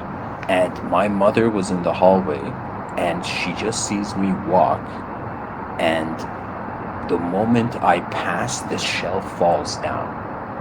The shelf just falls down right behind me, right? And then I'm so oblivious to this, I just go in the hallway and I see my mother's fallen to the ground and she's panting. Like she's shocked and panting. Like I'd never forget that expression. Like in somewhere between like shock, fear, and then relief. If you could think like that mixed up in a person's expression, right? So that was a moment, one incident where it was like a shelf was acting like a guillotine. It's probably the French is doing it. But that was one moment, and another moment it was this table that was like, what do you call it? Like half of a circle, two parts, like two like 290, like 180 degrees, like but 290 degrees, so two parts to the shelf, and they each had this like tile. This tile, I don't know who designed that shit, but they had this tile for the table, right? This tile thing, and evidently me and my brother were playing beside it, and that thing fell. Now I don't know if this is my brother or this is me, but that the thing, the stone slips from the top of the shelf, and it misses, like one of my, either me or my brother, one of us, you know. This is at a point where I have strangely like not that, like I have memories of my childhood, but this was before I was a person, like personality level, conscious personality, right? So I was very young when these things happened. Right. But yeah, man, that was the story. And, you got what you were looking for. Yeah. Well, I remember at the time that you had told the story, you were kind of going into a concept about like time. I just remember that story and like what you had to say like really like resonated with me. Do you remember what you had mentioned about that in regards to time?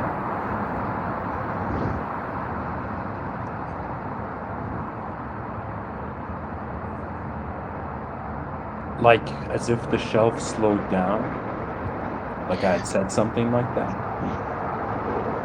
No, you were talking about I don't know. like I can't recall now. it was like something along the lines of like a guardian angel.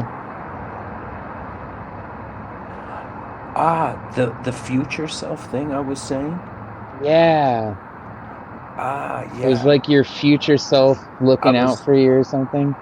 Yeah. I had in the talks. I shared this theory that what people consider our guardian angels is their future self. That knows how to go through it already. You know. Yeah, There I was that really like kind. that. Yeah, man. I mean, I could say there is a state where there is no time, which made me think that in the future we're not going to be individuals, we're going to be a collective being beyond time, so it could exist anywhere in time. You know? Yeah, definitely. So there was that idea. And I don't know, man. I mean, I've heard about past lives, but it wasn't like that much of a fascination for me. And it was like, okay, how can we not have a future life then? So then I was thinking, when I remember my past, it's a memory. Could I be right now the memory of my future self? Right now. Could I be the memory of that? Do you know? Right. So I would say maybe I had thought of it that way in the talk. Yeah, no, I really enjoyed that. But here's the thing, at the same time, when it comes to the inner realms, I would say one insight I had received early on was that not to see a face to it. Because if you see a personality, let's say you're a person hearing me now, and you feel you're communicating with a inner realm being or an interdimensional being, whatever you think, right?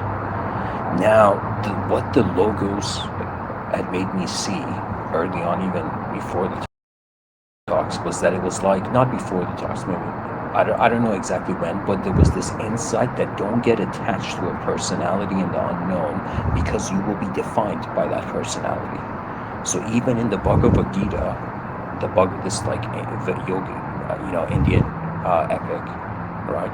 So in this book, it says God is literally saying to this archer that those people who connect themselves to a demigod, it's not that it's wrong, that demigod archetype will still guide them towards, what do you call it, still will guide them towards the truth, but it will be through that, and it's unauthorized.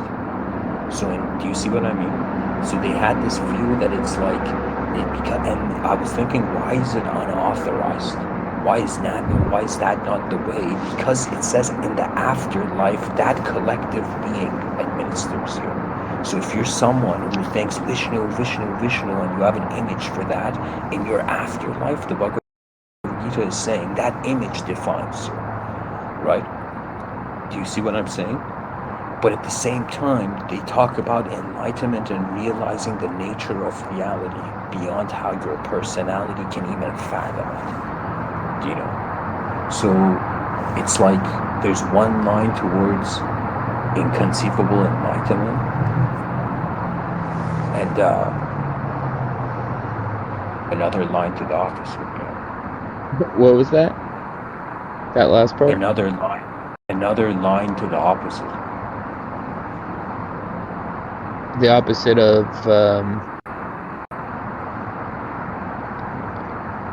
I'm sorry, what was the opposite?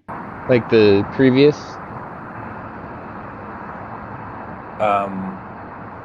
Let me see how I say it. Sorry. I think I'm getting tired. No, bless you, bro, for challenging me on that.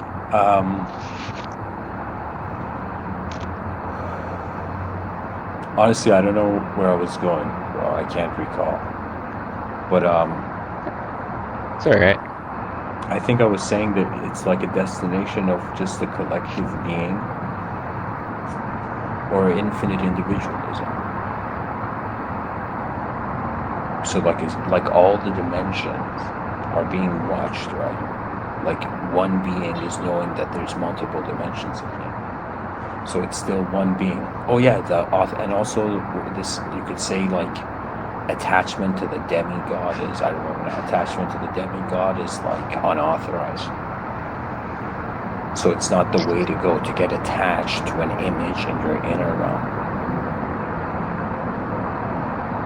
So think of it, you need detachment as a body from certain things, and you also need a detachment with certain thoughts, with certain subjective ways of existing.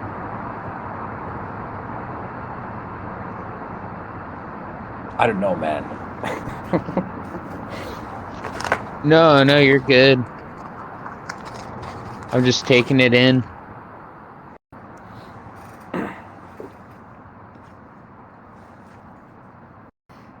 Or not, I don't know. 1 in 8 billion, bro. 1 in 8 billion. Everybody has their own eyes.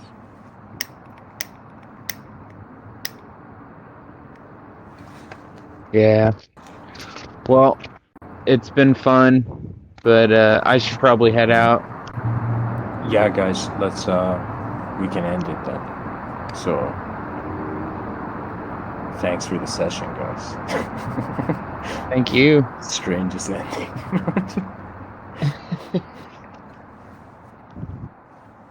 Okay, guys. Good night. Take care.